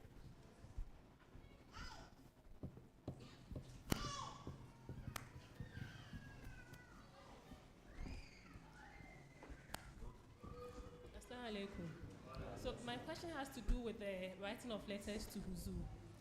We used to do that very often, but I realized that anytime we go to the post office, they started giving us several excuses, so we are unable to do so. Is there any other alternative way we can use to write letters to Huzu? As Morbi was saying, someone submits her letter to him.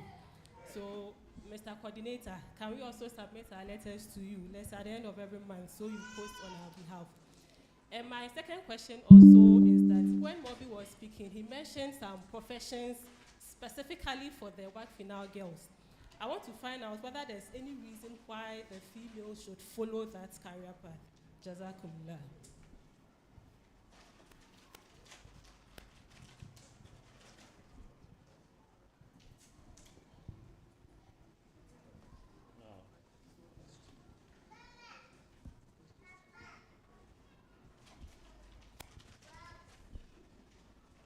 Yes, next person.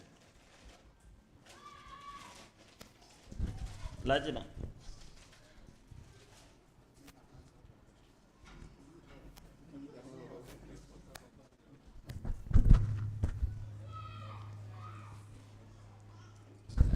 As the legionary is getting prepared to ask if there is any other question, thinking of it again, please don't misunderstand me to have said now, even as a Muslim, you can go and get married in a traditional way and it is accepted. That is not what I meant.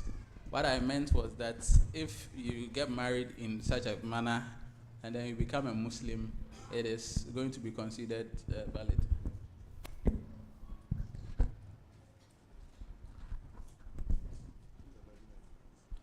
Okay, maybe.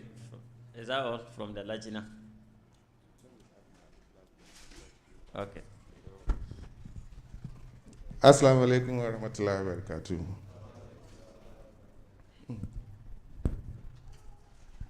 Yes, before my question, the coordinator actually lamented on the fact that as parents, we don't open letters, we don't read mails, I will still repeat that they should double their efforts in ensuring that they educate us. Some of us still do not know.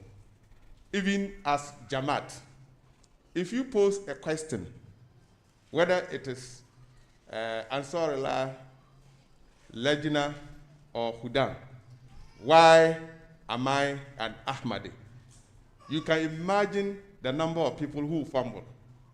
It tells you that even as an Ahmadi, some of us still don't know why we are Ahmadis, because we were just born into it. We did a study. It was with Lejna. But I want to believe that even with Ansar, it will happen. We asked a question. It was a Lejna's program.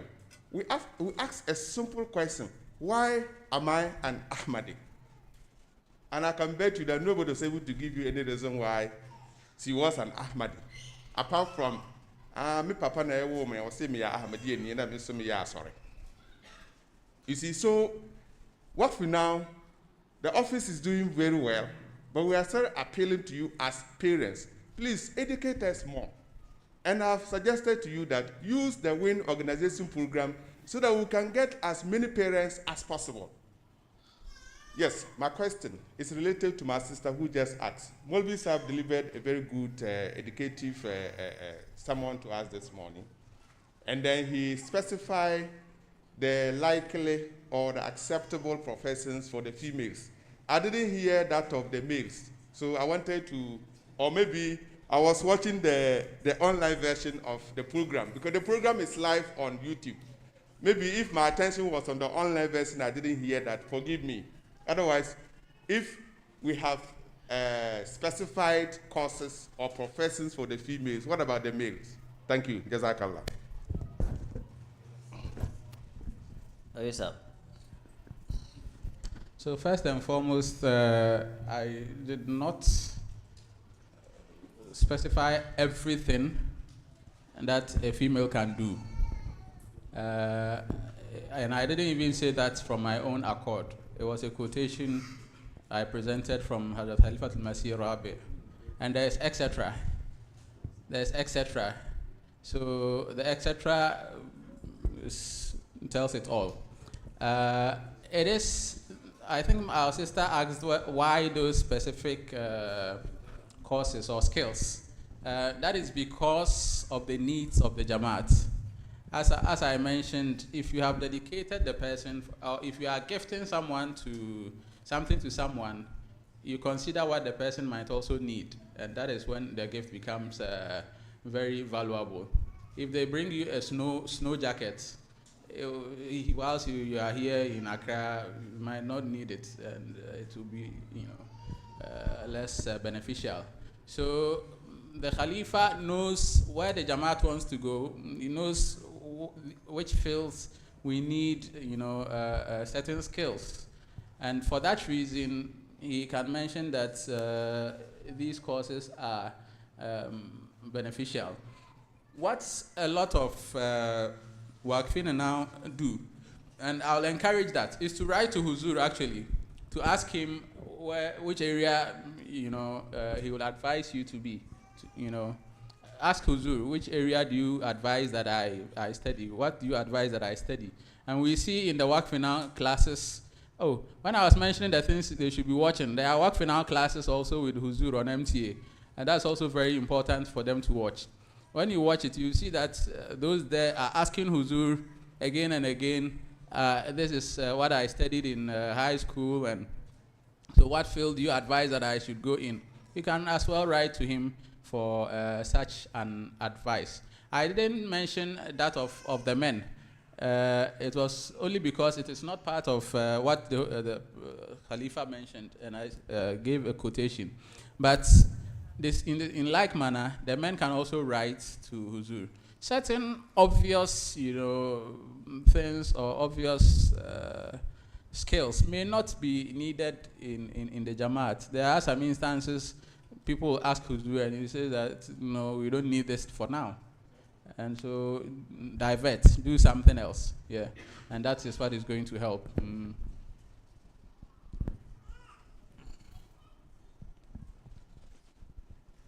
Assalamu alaikum. Wa alaikum salam. Thank you very much. Jazakallah. We all know that Waqf now have syllabus, and we have guidelines for parents as well. I know with the soft copy and hard copies, parents that are literate can read and help their wards. I would like to know what can mission do to support those parents who are illiterate, who cannot read and write. How can they help their wards, especially those in remote areas? How can they help them to know their rights or the responsibilities of the parents and as well as the children? My next suggestion is, I don't know what is the question or suggestion, is that we have been all watching Huzur Aidullah Ta'ala bin Nasir Aziz having program with Waqf now, students, children, and so on and so forth on MTA. Can we do same in Ghana here, in our various either circuits, regional, or even national headquarters? Can we also be meeting our missionaries to educate us, the Waqf now children, and as well as the parents, as we are doing today, if it can be regular to help us? Jazakallah.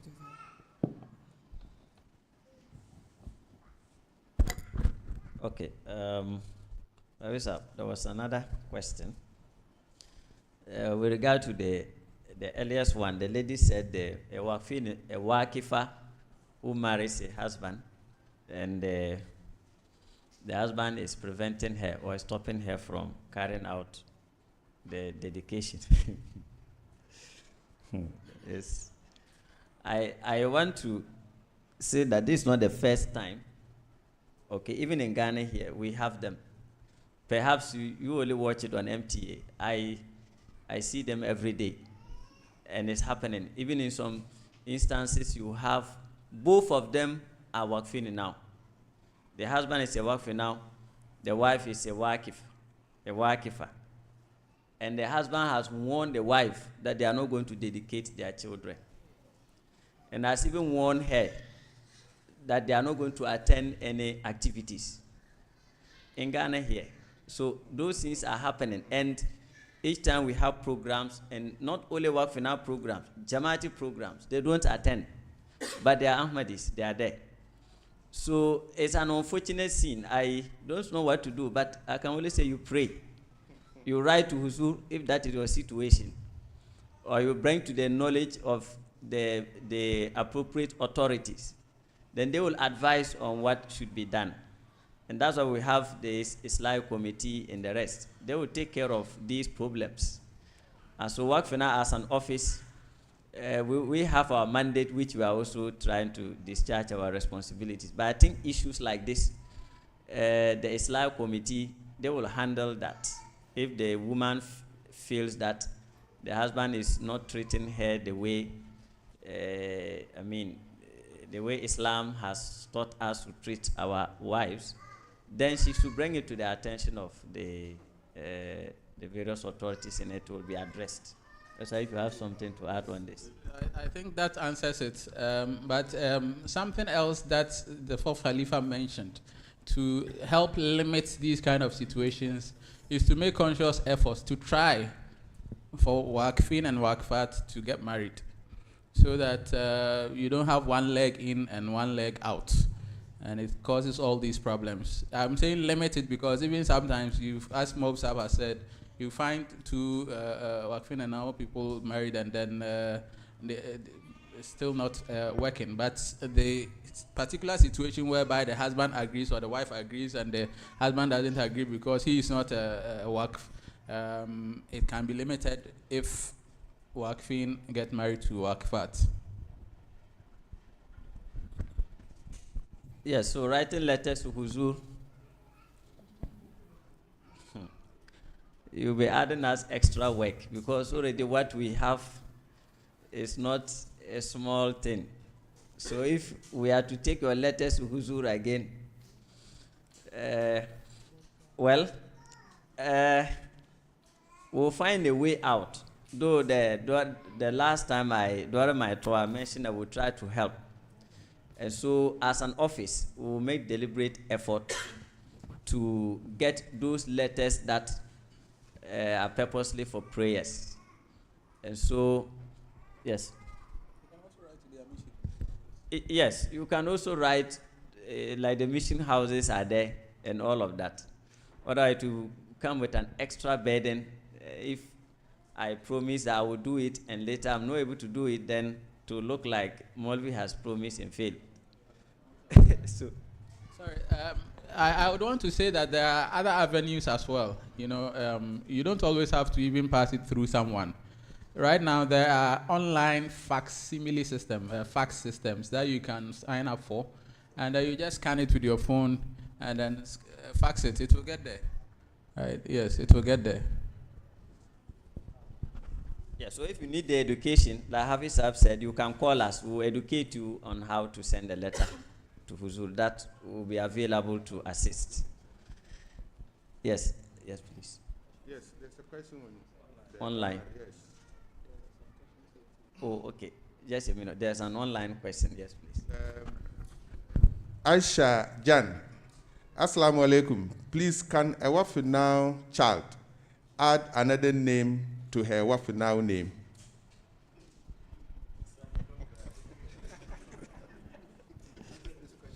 Yes. Whatever name you have, add it. You see, names are not part of the conditions of the scheme. It's not part. It's not part of the conditions of the scheme. So whatever name you have, and in fact, there are a whole lot of misconceptions around the scheme in our part of the world, in Ghana here. I have tried to solve it, but still, each time I try to solve it, the more even it escalates. You see? So names are not, name is name. So whatever name you have, whether you are going to name the child in the Wale name or the Akan, whatever it is, what is the point if you have a beautiful name and you are characterless? What is the point? You see? So the most important thing is the upbringing of the children. That is what we want. Not how beautiful their name sounds and looks like, but how beautiful their character is, so that they can discharge their responsibilities. So name is not a point. I've received report where a father, a parent warned the wife that I'm not going to dedicate my child because I do not want Huzu to name the child. And because of that, the child was not dedicated. So the wife called me. I said, well, I cannot do anything. You just have to pray for Allah to change his mind. Otherwise, one of you cannot hide and dedicate the child, leaving the other. Both of you must agree. Yes. I think another aspect of the question is adding a name to whatever you have already as a person when you grow up. Maybe especially for the ladies. I think coming from a lady, I am tempted to believe perhaps after marriage, they might want to add the husband's name, and for that reason, that's not the name that was given to her. And so, but there is an identification number there is an identification number assigned to every Waqf now, which is what would remain. That one you cannot add. That one remains the same. So regardless of what you add to your name or whatever changes you add or whatever name the father gives, the identification number remains the same. So that shouldn't be a bother. Okay, Dr. Said, your hand was up. After that, Dr. Munir will also come. There are two doctors here. There's one here. Where's the mic?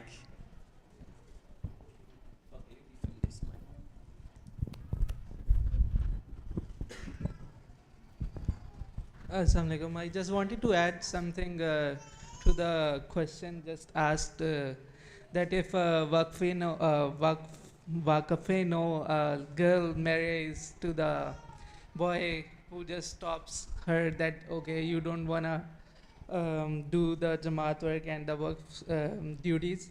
So basically it was, I don't remember exactly, one of the Waqfeno class, Hazur mentioned about this. A girl asked, and she mentioned, Hazur mentioned that what you can do is in your own circle, the best you can do, just do those kind of stuff. What exactly you can teach the children around you Quran, you can do Jamaat work as much as you could.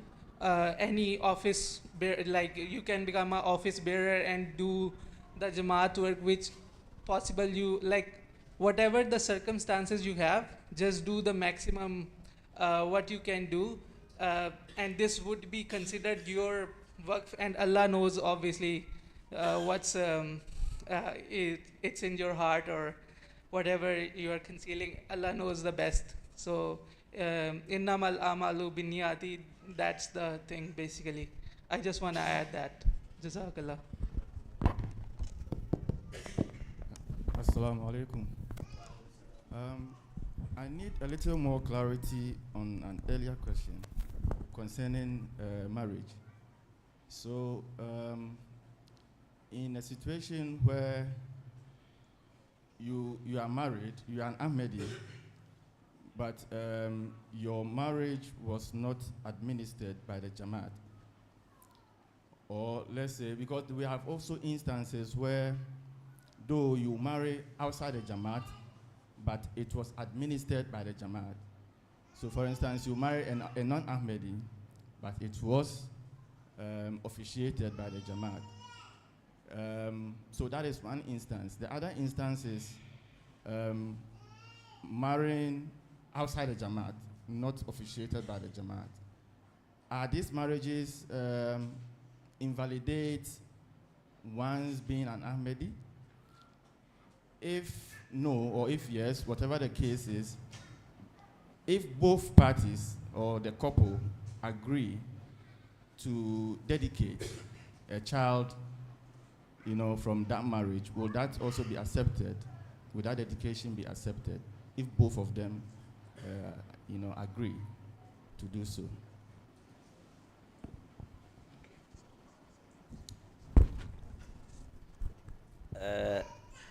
I do not know why this question is repeatedly being asked. I do not also remember interrogating any parent whenever your letters come as whether you married through this way or that way. I do not remember asking anybody. When the letters come, we forward it to Huzur. The verses that were recited in Surah Al Imran, the dedication we are doing is between you and God. And so you have to look at the face of God. Yes, you have to look at the face of God and ask yourself whether sincerely, deep down, right, I'm doing the right thing. Otherwise, when the letters are coming, we had this challenge when during my tour last 2 years in one of the zones, where I got to know that there were a lot of talks about a couple who dedicated the child, and then we got to know that the child was born out of wedlock, something of that sort. The child has already been dedicated. So am I going to write to Huzu that they should take the child off? You see? So like you rightly, you are talking about the marriage. And these dedications or any other dedication we are doing, sacrifice we are doing, we've always been advised and admonished to fear Allah. And so if that is my level of fearing Allah, that I'm dedicating something I know is not the right thing to do, it doesn't lie in my mouth to pass any judgment on anything. And so I would be happy if we leave it to slide. Like I said, as an office, we have not asked anybody. But that is why when we are sending, particularly the PF form, a missionary or anybody is asked to endorse the form before we submit it.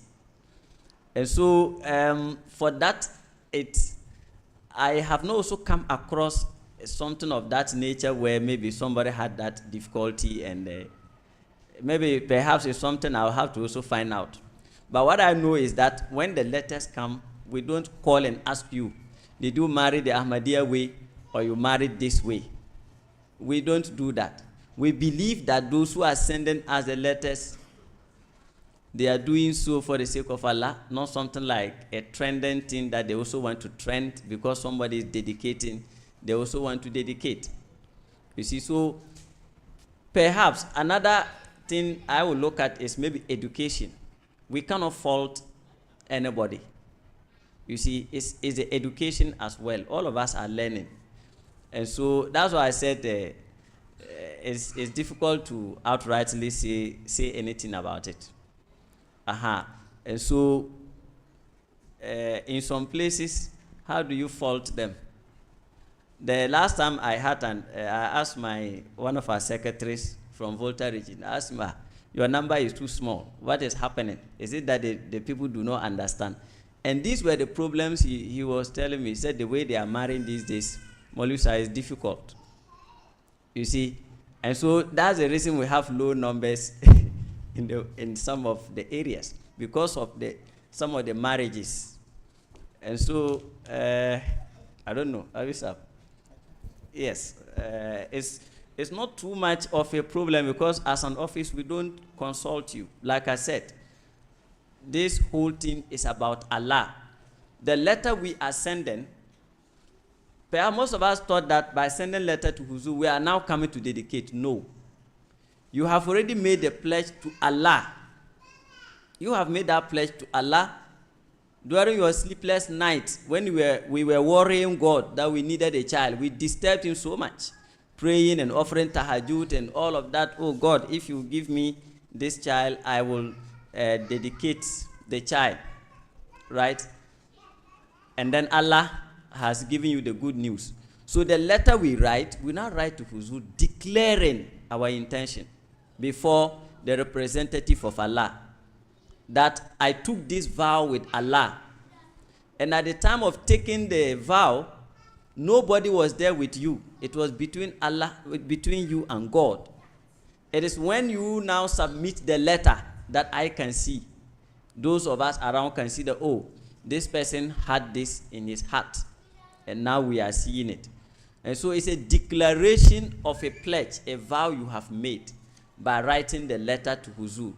So it's not now that you are coming to pledge. No, the pledge has been done. Allah has accepted it. And now you are informing the Khalifa of the time, who is a representative of God, that you want to dedicate. You had this intention, and Allah has accepted your prayers, and you want to dedicate the child. And so after that, this is where after the delivery and all of that, it's a process, like Hafiz Sahib said, it has now been institutionalized at our time. This is not the first time Waqf now had been in existence. It has been there since time immemorial. But in our time, it has now been institutionalized, because through the promised Messiah alayhi salatu wasalam, Islam, and for that matter, Islam Ahmadiyyat, is to gain victory for Islam, to gain dominance in the world. And that is why the Waqf Finance scheme is very, very important to also partake in this journey of ensuring that we win hearts for Islam. Yes.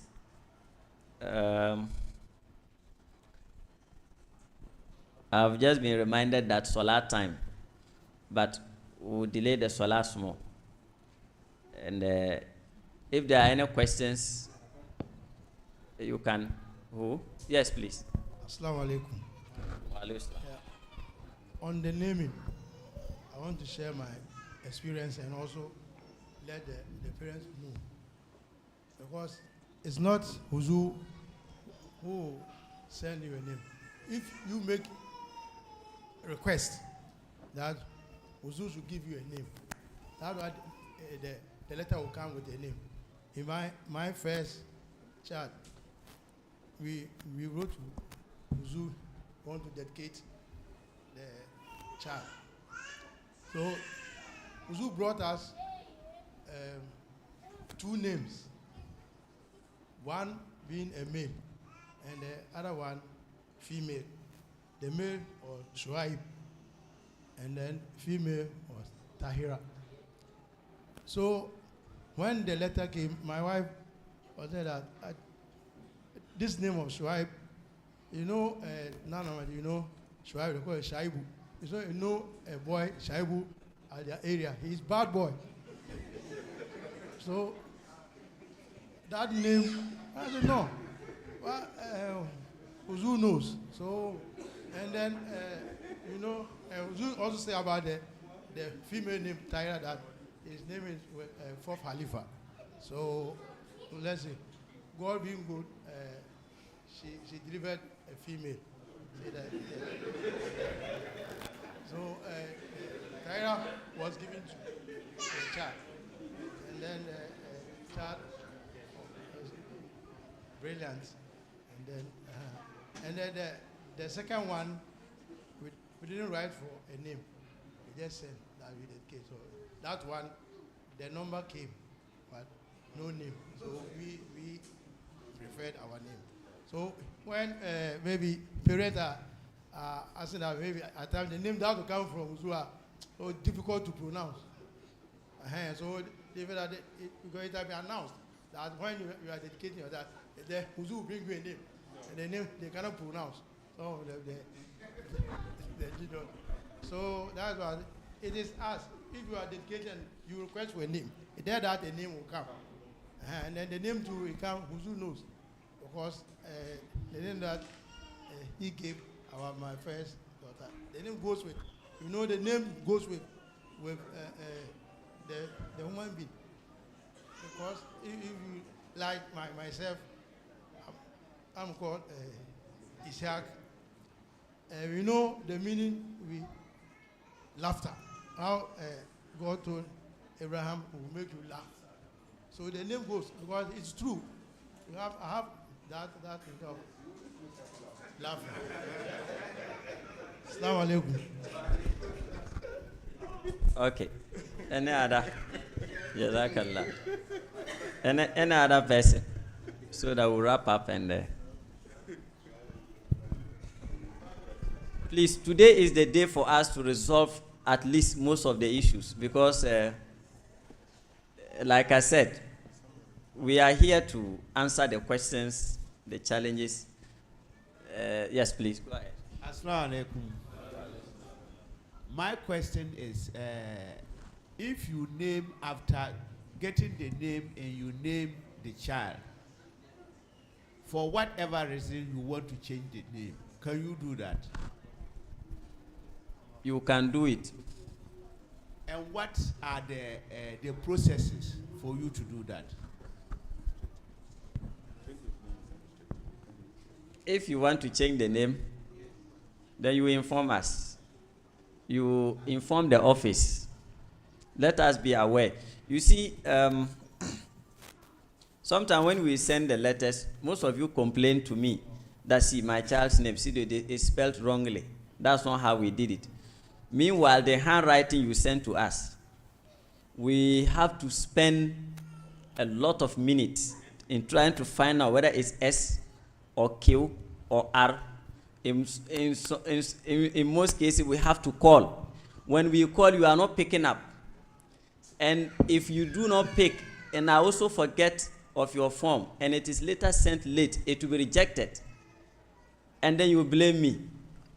So you see what we are going through.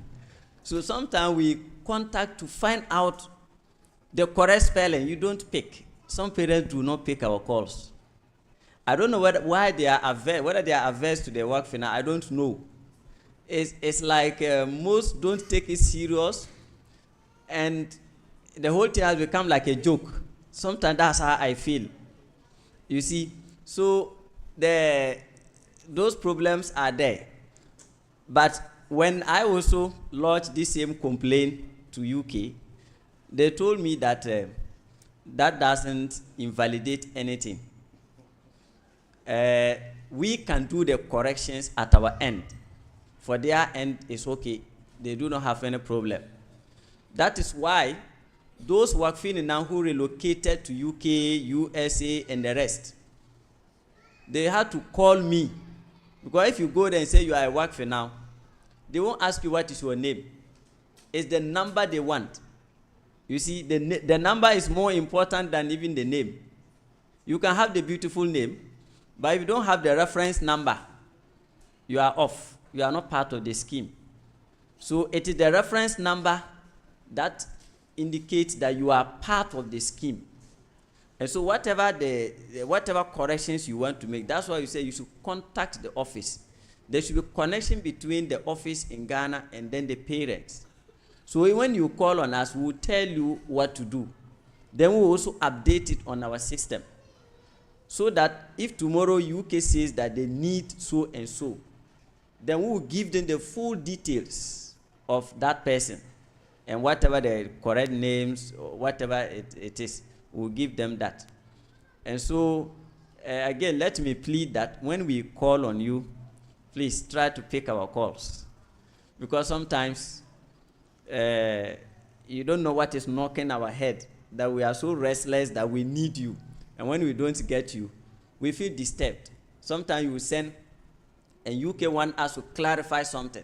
Immediately, you will call and call and call, you won't get the person. And you don't know what reply to give. You see, so those of you who complain to me that the name spelling, there were problems with it. Sometimes that's what, and sometimes maybe it's typing mistakes. So let us know that it doesn't invalidate anything. Yes, please. Okay, sorry, sir. Assalamu alaikum. Assalamu alaikum. I'm here to it, but yes, yes, I was. Remember, no matter your wife now. My son can put my can say, make a chimo, what my can say. Salalpo, a better if you can. Be a better if you can. It I made dear so. How's a young to school? And my wife now for no. Young mom, where scholars, no one shall my dear ye. Cause a be a crown when you who's a travel on your doctor. And I saw your movie. No baby, what's now the school of Colonel, on to your movie. Now, Crown walk or grand the boys go mobile ball home. Only a baby home. No one went to school. No much simple for not the pad, yeah. Oh, yeah, now I say, man, ya day. What for now? What wife now? But as I said, God, man, talk as a no to boom. Just someone can't champion for no more to school. My wife now for no, because now, Buffalo, I'm a Hamid idea. Mundi pinti musumu to school, my wife now for. No much time I gave you. It's never a with us to jam ye now. Assalamu alaikum. Jazakumullah.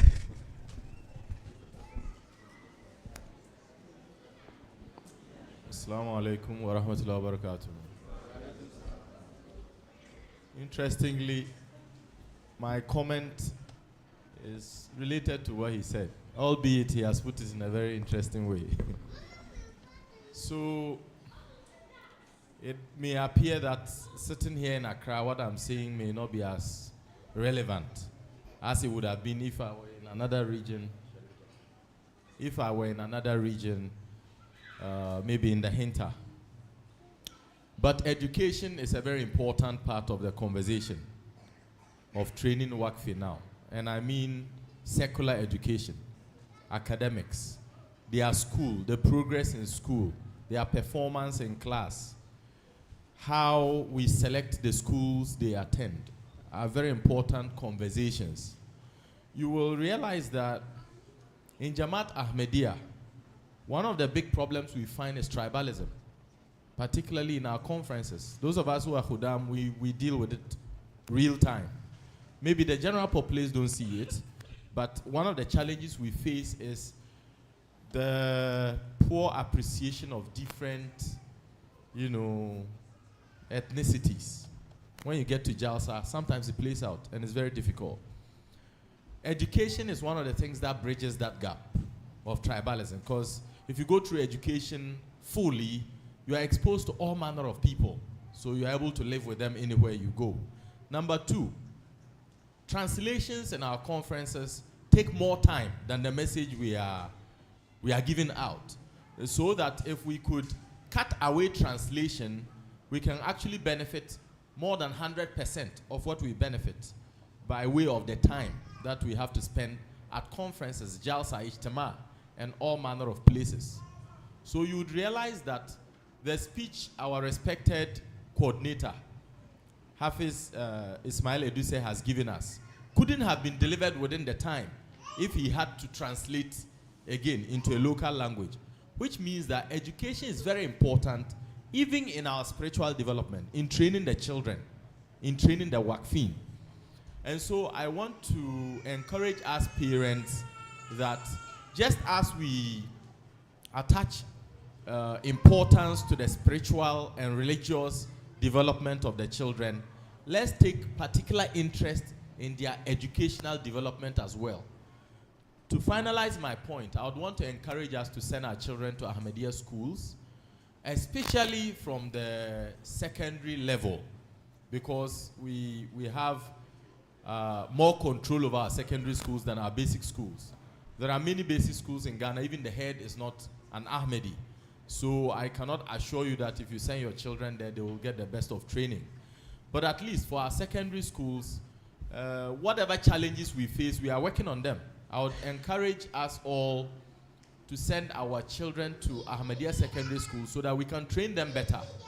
Their training can continue from home in the secondary school and onwards. Especially the ladies. I'm aware that Tia Ahmadiyya Girls Senior High School in Asokore has been emphasizing the need to bring our girl children there. And they have spoken to our respected Amir in a meeting that I was present, and he took a lot of interest in it. He agreed with the headmistress when she mentioned it. The reason why we don't send our children there, I don't know. Some of our own parents will send names to the headmistress to look for girls' schools for them. Meanwhile, she's a headmistress of a girls' school that belongs to Ahmadiyya. And I have taught there for 8 years. And I know that your child will become an all-round character. Not the results you bring out and go to university and finally become a non-Ahmadi or marry a non-Ahmadi. No. Your child becomes an all-round character when your child attends Tia Ahmadiyya Senior High School and even gets grade 9 or 10. Go to do any other program. You become more blessed to the Jamaat. Then you go and get grade 6 from a so-called Christian school, and you come out and you are a headache for your parents because you want to marry a non-Ahmadi. So please, this is my advice. Assalamu alaikum.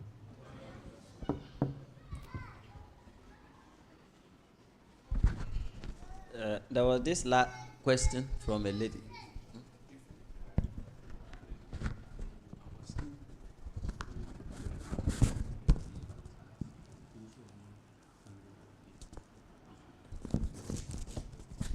Yes, those parents who have not updated, please, the table is there. You can do the registration and update the current status of your child. That's the announcement. Yes, the those in remote areas and or those who are what is the right word to use? Uneducated, yes. Underprivileged. Yes, so as an office, we we'll soon come out with a plan which we are working on. It's the reason why we've been very serious with the data, so that once we have the data, I will know how many Waqfini now are in a particular Jamaat or Sekit. So we'll collaborate with the missionaries there. Even if the missionary will not be available, we will get somebody who will train the Waqfini now for us. And what that will mean is that you, the parents, will bear the cost. Should we get somebody to come and help teach the children, you will bear the cost of the T&T of the person or whatever the agreement, so that at least we will get somebody dedicated for that purpose. So we are working on it. Though it's taking time, but whilst we are trying to work on that, let us make good use of the existing classes that are ongoing, because there are quite a number of centers we have across the length and breadth of the country. Then the other thing also is, I've always reminded the parents that, you see, the technology we have today, we shouldn't think that it came by coincidence. No. The internet or whatever we have today is deliberate. It's a deliberate blessing by the Almighty Allah, which He conferred on the promised Master alayhi salatu wasalam. The reasons why we have this technology and we pride ourselves as Gen Zs and Gen whatever it is that they call, those of the young ones, they call themselves, we call ourselves, is because Allah gave us this technology so that His religion, that is Islam, will spread across the length and breadth of this world.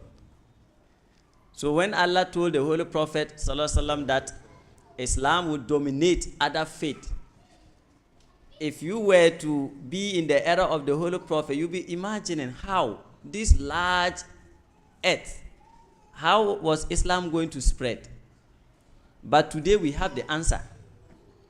And that verse of the Holy Quran promising that Islam would dominate, which was impossible to understand how. Today the answer has been answered. The technology we have, which now today we say the world is a global village. So, I want to remind us again that let us make good use of the technology. Whilst waiting for the office, I believe as parents, just as we do for other things, like Hafiz Saib mentioned, if you can organize one-on-one classes for somebody to come and teach your daughter at home, let's say elective maths, chemistry, mathematics, and the rest, what prevents any parent? Those of us sitting here, there are very many of us, at least, who have some kind of knowledge concerning Islam. If the missionary is not available, why not contact a Jamaat member whom you know is dedicated, a devoted Jamaat member, and ready to help you? Perhaps the person can come to your house and teach you and your children. We have the Waqf finance syllabus well designed.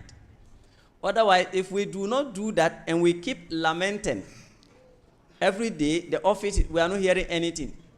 We are not hearing anything. Sometimes we call the parents, so we are not hearing anything from the office. Say, but we have called you. Did you call us? We have just called you. I say you are not hearing anything again. So that is a challenge we face. Everybody is sitting waiting for us to come and do what? You see, the fourth Khalifa Rahimahullah said that he is afraid that parents of Waqfini now would delay the upbringing of the children. They would delay. And that is what is happening to us. We over delay, and when it's late, we don't know what to do again. Like I said, we've lost very many of them. They are gone. We can only pray. Some of them are no longer Ahmadis. Some have left. And I have seen parents who cried in front of me because of that. I can only pray that Allah reform them. But that's a sad situation. It's very sad.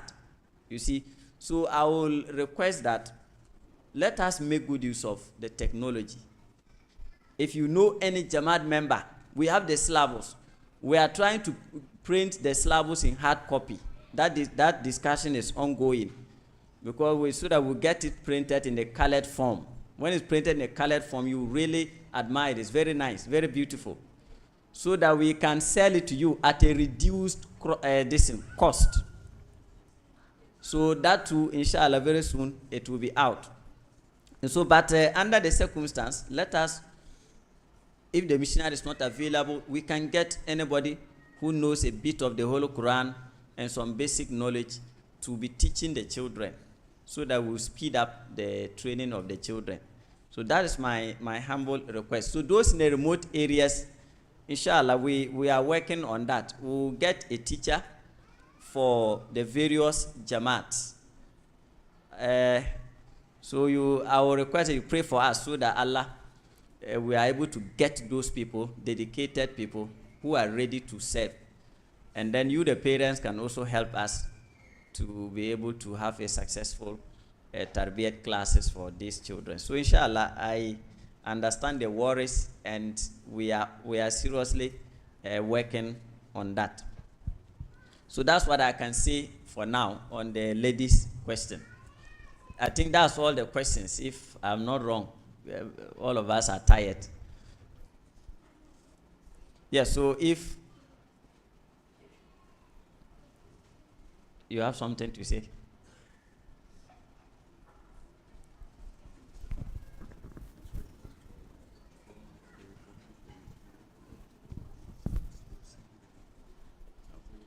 Assalamu alaikum.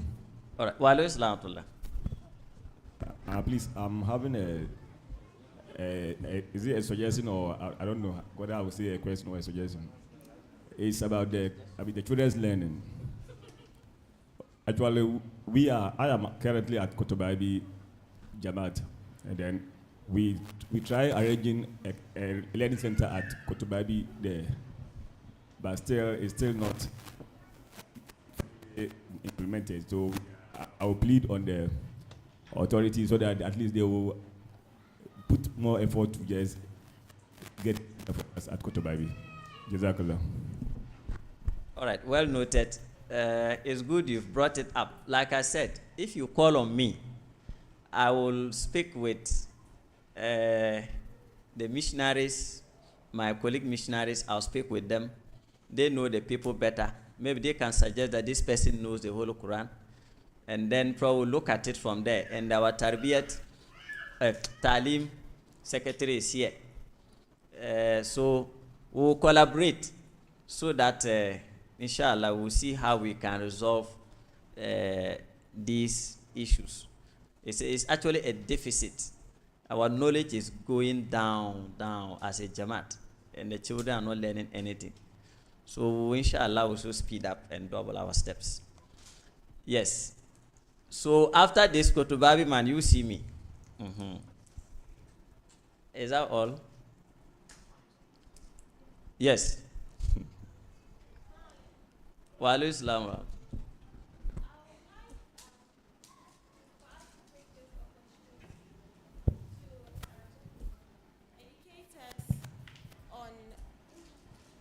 Mentioned something on the periodic updates. If it is annually, quarterly, monthly, so that as parents, we expect that at the end of the month, we'll be receiving some notifications from the secretariat, so that at least we can also be up and doing. If we don't get any information, we can call on you. Thank you. Jazakumullah. I was even about to make that announcement. We are preparing a report template.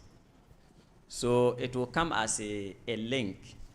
So we'll share with you, and then you will give us the report. We'll ask you questions, the things we want. And so that will come every month.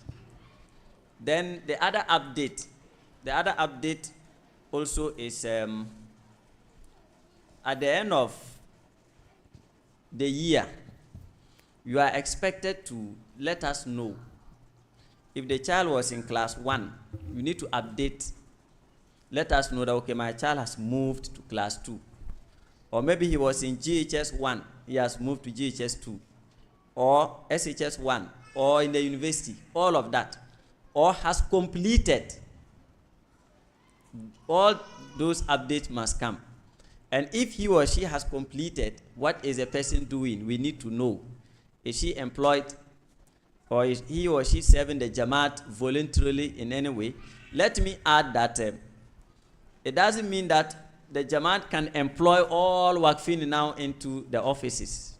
In fact, we have a career guidance and counseling committee which, under Huzur's instructions, we formed last year. Their mandate is to do need assessment, the whole Ghana, so that we know Ghana as a Jamaat, what do we want in the next few years? And Ghana as a country, what does the country need? So that Waqfin now can specialize in these areas. Some of them will work in the Jamaat offices, some of them will work in public offices as well. And so it is not only that they have been dedicated to come and be working in the Jamaat offices. No. They can work anywhere. But their duty is this, that even if you are working, let's say you are working in Kolibu, and Jamaat needs you badly to go to one of our hospitals, they must be ready to abandon the comfort and luxuries they are enjoying in Kolibu to go to any of our hospitals. That is what makes the person a Waqf now. If the Jamaat calls on you and you start giving excuses because of the fat salaries you are enjoying over there, the kind of comfort you are enjoying over there, then the purpose will be defeated. You see, so the children need to understand that they can work anywhere. If they get employment, they need to update the office that I am working in this office. So we update Huzur. In fact, we receive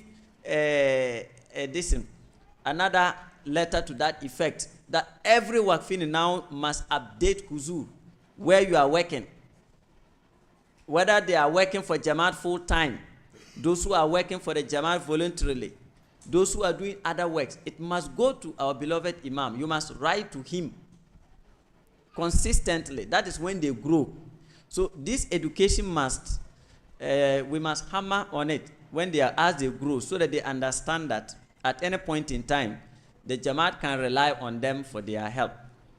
And so, yes, the update, that's how you do it. And we, I think some few months, it was last year, we sent a message to all parents, those who have their emails, to update, yearly update. We call it yearly update. Some have received, they didn't contact me until we contacted them. Then they were now telling us, I couldn't do it. But why didn't you call us? You waited all this while for us to call you before you tell us you couldn't do it. You see, so we've been doing that. So we have a yearly update. Then apart from that, every 3 months, if you have anything, we have regular updates. So if there's any update at any point in time, you can update. If your email is there, it will make things easier for you. We'll just send you a message, you open, update, and submit, and it will come to the system. That's how we've done it now.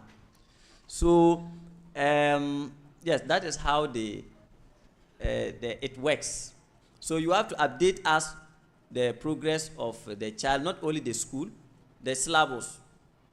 Yeah, you have to tell us, my child has learned from the syllabus you sent, he or she has learned ABC. Because all of it, we send it to our beloved Imam. And so we will share that link with you, so that every month we'll remind you to send us a report. And then with time, inshallah, that update is done. And when you are relocating, you have to also update. Let us know that you were in Ashanti region, now you are in Greater Accra. Or you were in Kaswa zone, now you are in Accra zone. All of that, you have to update the office. Everything. Your movements and everything. So, yes, that's what I can say. I think we have spent enough time. If yes, if there's anything, otherwise I would like us to end here. Yes, last question or last comment. Okay. Jazakumullah sana jaza. I am grateful to all of you, and particularly our speaker for the day. He has done justice to the topic, and I do not think that I have anything to add. As Hafiz Saib has said, I always also say that based on Huzur guidance, the house or the home is the smaller subset of the universe. Whatever happens in the home is what translates into the larger world. And so anything that happens in the world, in the home, then the universe will be in trouble, because the trouble starts from the house, then it escalates over the roof, then the entire universe is in trouble. That is why starting the training in the house is very, very important. We shouldn't just think that even the tarbiyat classes we are going to organize, that is the end. We shouldn't have that thought, because the child is learning from you, the father. The children are not staying with me or Huzur or our Amir Sahib. They are staying with you, the parents. And whatever that is going on in that small universe, which is the home, they pick it up from either the father or the mother. And then as they grow, a time comes when they are now on their own. That is now what is going to play out. When they are kids, it won't play out. It will only play out when they grow. They will pretend to be pious, because that is a piety you have instilled in them, a piety created by you. But that is not the piety that the child has naturally. And this, I will request that those who want to beat their children, like Hafiz Sahib was saying, the piety must come naturally. And it requires a lot of effort. And not just beating. A lot of effort is needed so that they learn. As for children, they say you don't use speeches or plenty talks to train them. They watch, they see what we do, and they just cut and paste. That's what they do. They cut and paste. You see? So what happens in the house is very critical, and I will request that we take notice of that. There's an announcement, inshallah, in November. We intend to embark on this. We'll be having excursion for all Waqfin in our children. And so, when the time comes, please, we'll request you bear the cost. Their transportation cost. You bear the cost. We will make sure that we send them, feed them, and then bring them back to you safely. So we'll have, inshallah, an excursion. We'll be touring. Of course, Osu is part of the mission house. MTA will go there. We'll go to Jamia International, Jamia Bashirin. We'll go to 1 or 2 places, inshallah, with them. That will take place in November. So Greater Accra, get ready. Ashanti region will also organize. Other regions will also do same. So as part of our calendar, in the month of November, inshallah, this exercise will take place. We'll have that excursion with them. And so please, you can start putting your 1 CDs now, start saving them now. Up to that point, we'll tell you the next step, what we need from you. So this is what I can say for now. And may Allah, the Almighty, richly bless each and every one. I do not have what it takes to reward anybody, and I cannot pretend to say I have what it takes to reward anybody. It is only Allah. Even if I have, it may not be what you want. So it is Allah who knows what each and every one of us are desirous of, what we want. He knows what is in our heart. I can only pray that Allah reward each and every one of us that which attracts the heart, that which our heart is yearning for. May Allah give us that. And then may Allah make this scheme a success, so that on that day when all of us will be dead and gone, this Waqfini now will sing praises when Islam would have conquered the entire earth. But then we would have done the hardest work for that victory to come to light. But they will not forget of us. They will remember us, and they will pray for us.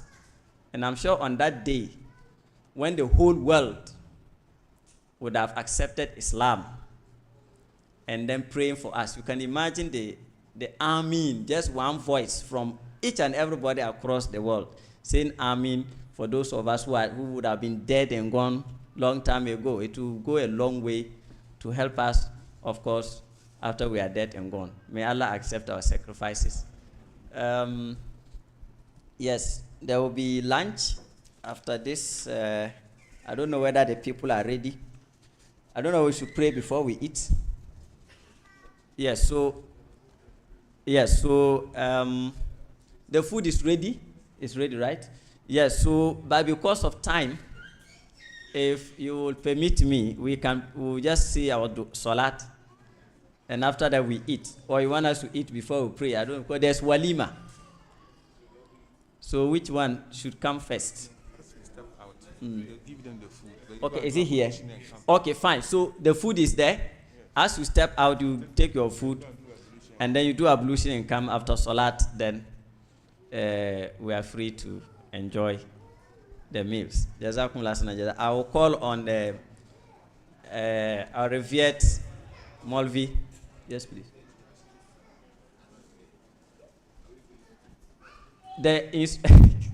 Okay, so we will take the food, come and pray. Because it's takeaway, so we should pray first. We should pray first, so that as you walk out, you take your food. But Assalamu alaikum wa rahmatullahi wa barakatuh. You see, this food is for Waqf Now parents. We have a walima here. And those who are not Waqf Now parents are also here. And once we are doing the salat, they will come and join us for the salat. So be sure that if we are going to share the food after the salat and you don't get some, don't blame the Waqf Now secretariat. What the secretariat is advising is that as we stepped out as a parent, you take your takeaway with you. Go and do ablution, come and say salat. After that, you can decide to go with your food or eat it here, or put it in your bag and join the walima. After that one, it's an open invitation. That is the little advice. But if we still insist that we should go and do ablution, come and pray and share the food, when you don't get, don't blame the secretariat. Jazakallah. Okay, so I'll call on Hafiz Saib to give us a closing prayer. Hafiz Saib. Okay, please, we are going to pray before going for the food, at least. So please join me in a silent prayer.